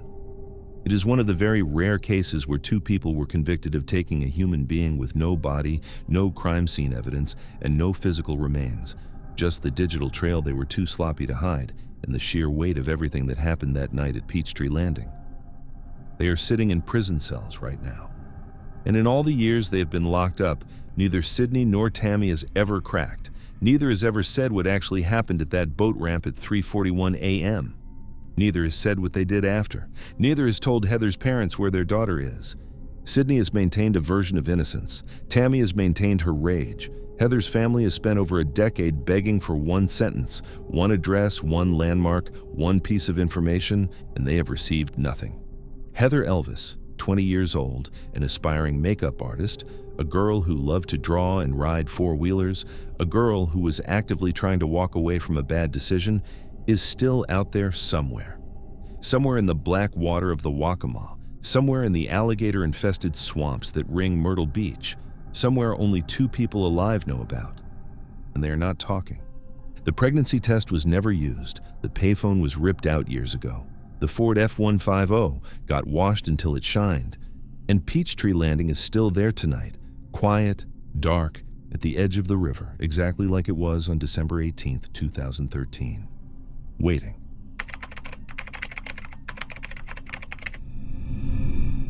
Picture the most mundane errand you can imagine. You're a young guy in your mid-20s, your best friend is getting married in a couple of weeks, and you're the guy running point on the bachelor party. So on a warm Tuesday night in June, you drive around your college town checking out hotels, getting quotes, figuring out room blocks. It is the most normal, celebratory, forward-looking task in the world. You call your parents from the car and tell them you're wrapping up and you'll be home in about 2 hours. You never make it home. Your car will show up almost 2 years later, backed neatly into a parking space at an apartment complex across town. Wiped clean, every fingerprint gone, every surface polished, like a rental car that had just been detailed for the next customer. And you will never be seen again. This is the case of Shelton Sanders. And more than 2 decades later, the man standing trial walked out of a courtroom without a conviction. Not because the suspicion evaporated, but because the legal system couldn't quite close the loop without physical remains. Columbia, South Carolina, June 19th, 2001. It's a warm summer evening in a college town. The University of South Carolina is right there. The bars are open, the streets are relaxed. This isn't some crime-riddled city block. This is a familiar, safe, mid-sized southern college town where nothing much bad happens on a Tuesday. And Shelton John Sanders is 25 years old. Let me tell you about him, because everything about Shelton makes what happened next feel impossible. Shelton was, by every single account, one of the most responsible young men in Columbia. He was an administrative information management major at USC, weeks away from graduating. He already had a full-time job as a systems manager in the neuropsychiatry department at the university's medical school. That's not a starter job. That's a real, adult career at 25 years old. His family was tight, really tight. He was from Rember, South Carolina, and he called his parents constantly. He was a protective mentor to his younger sister, Wilveria, the kind of big brother who taught her how to defend herself, how to change a tire, how to move through the world safely. And here's the detail that always sticks with me about Shelton.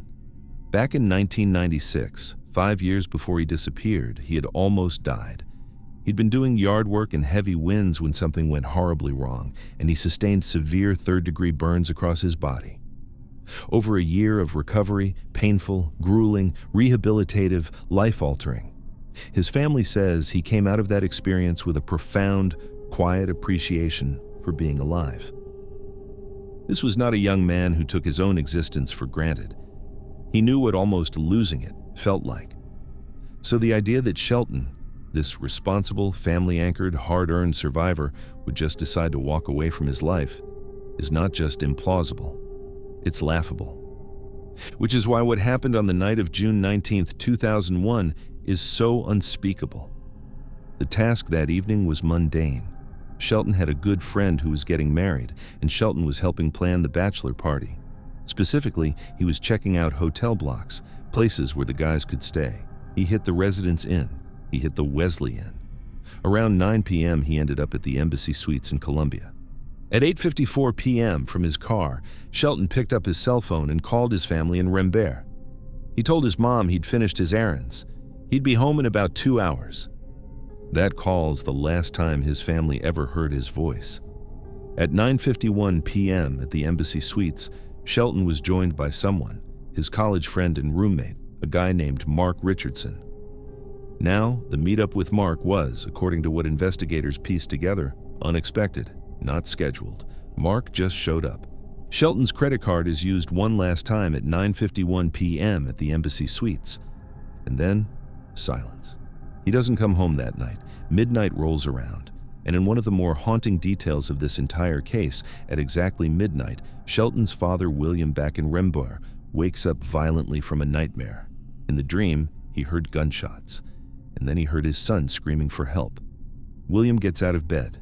He looks outside. Shelton's car isn't there. He knows. In that specific way that only a parent knows, he knows something has happened. He gets in his own car and starts driving around, searching back roads, hoping he finds nothing. The next morning, when Shelton doesn't show up for his shift at the medical school, a shift he never, ever missed, his boss calls his mother, and the alarm goes up. A missing persons investigation launches immediately, but Shelton is gone. His phone, his pager, his wallet, his credit cards, everything he was carrying on him at 9:51 p.m. at the Embassy Suites, none of it ever gets used again. Not one call, not one purchase, not one ping. He isn't missing in the sense that he ran away. He is missing in the sense that his entire digital and physical existence was cut off cleanly at the exact same moment, and his car, a distinct, hard-to-miss 1988 white Oldsmobile Regency, is just gone. For nearly 2 years, April 26, 2003, almost 2 full years later. Shelton's white Oldsmobile is discovered, not on a random road, not in a wooded area, not stripped for parts. It is backed neatly into a parking space at an apartment complex in Northeast Columbia called the Greenbrier Apartments. And here's what will keep you up at night. Investigators believe, based on the forensic settling of the vehicle and community accounts, that the car had been sitting in that exact parking spot since the immediate aftermath of Shelton's disappearance in 2001. Almost 2 years, just sitting there, in plain sight, in a residential parking lot, and nobody had questioned it. When police finally processed the car, they found something even worse than they expected.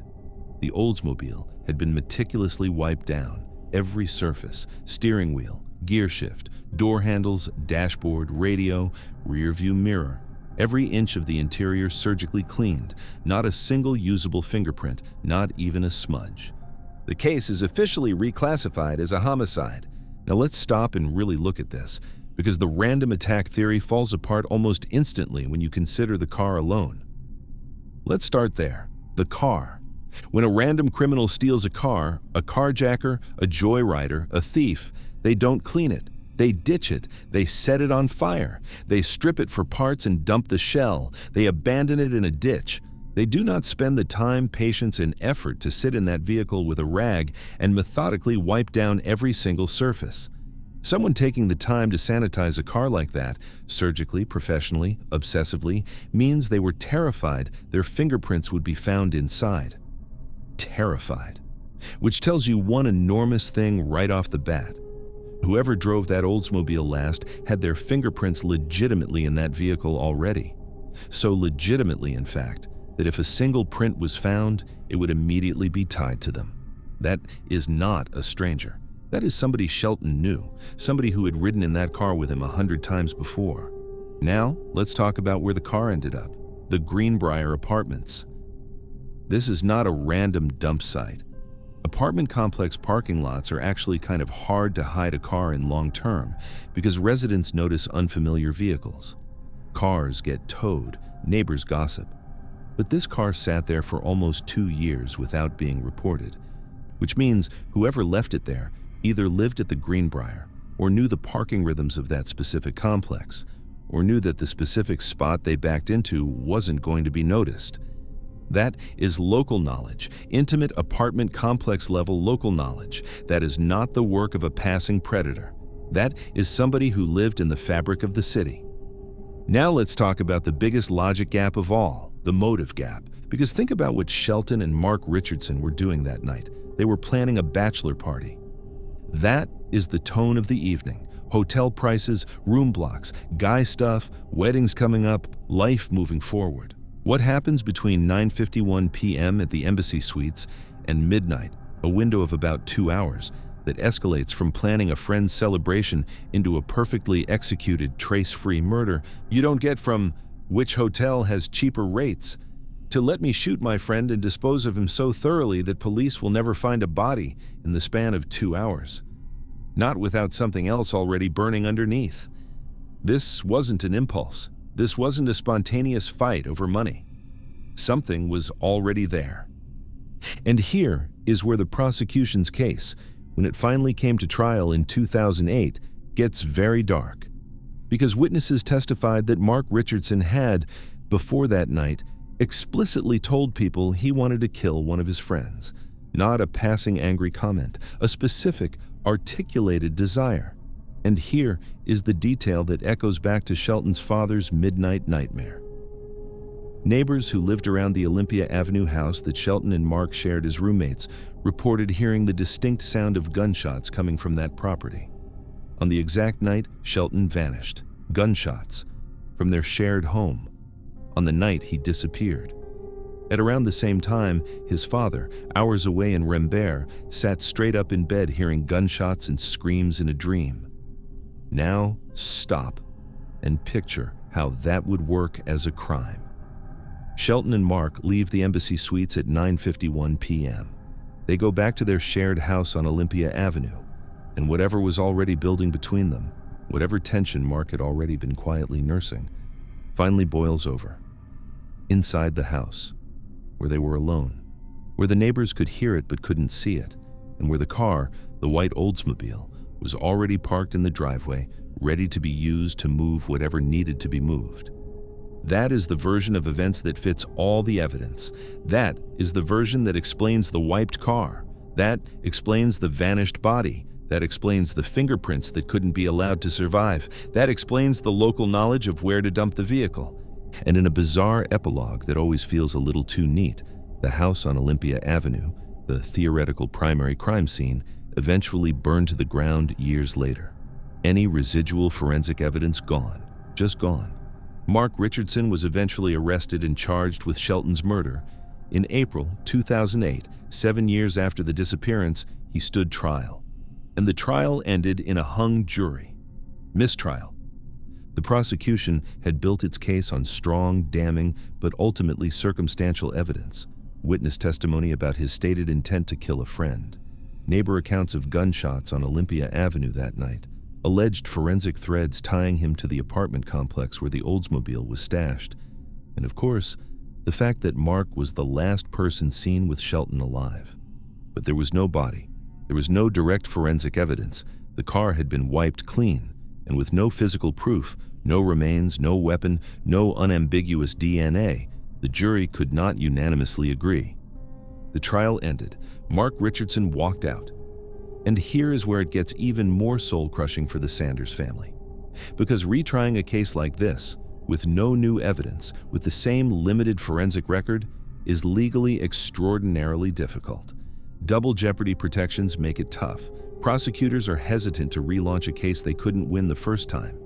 So Shelton's family lives, and has lived for years, in a specific kind of purgatory. They know. Deep in their souls, they know. But they cannot prove it in a way that will satisfy the courts. Not yet. His sister Wilveria, the little sister he used to teach how to defend herself, has never stopped fighting for him. She named her own child after him. She's spent years pushing his story into podcasts and news segments. She's helped push the reward for information all the way up to $150,000 as of 2026. And Shelton is still missing.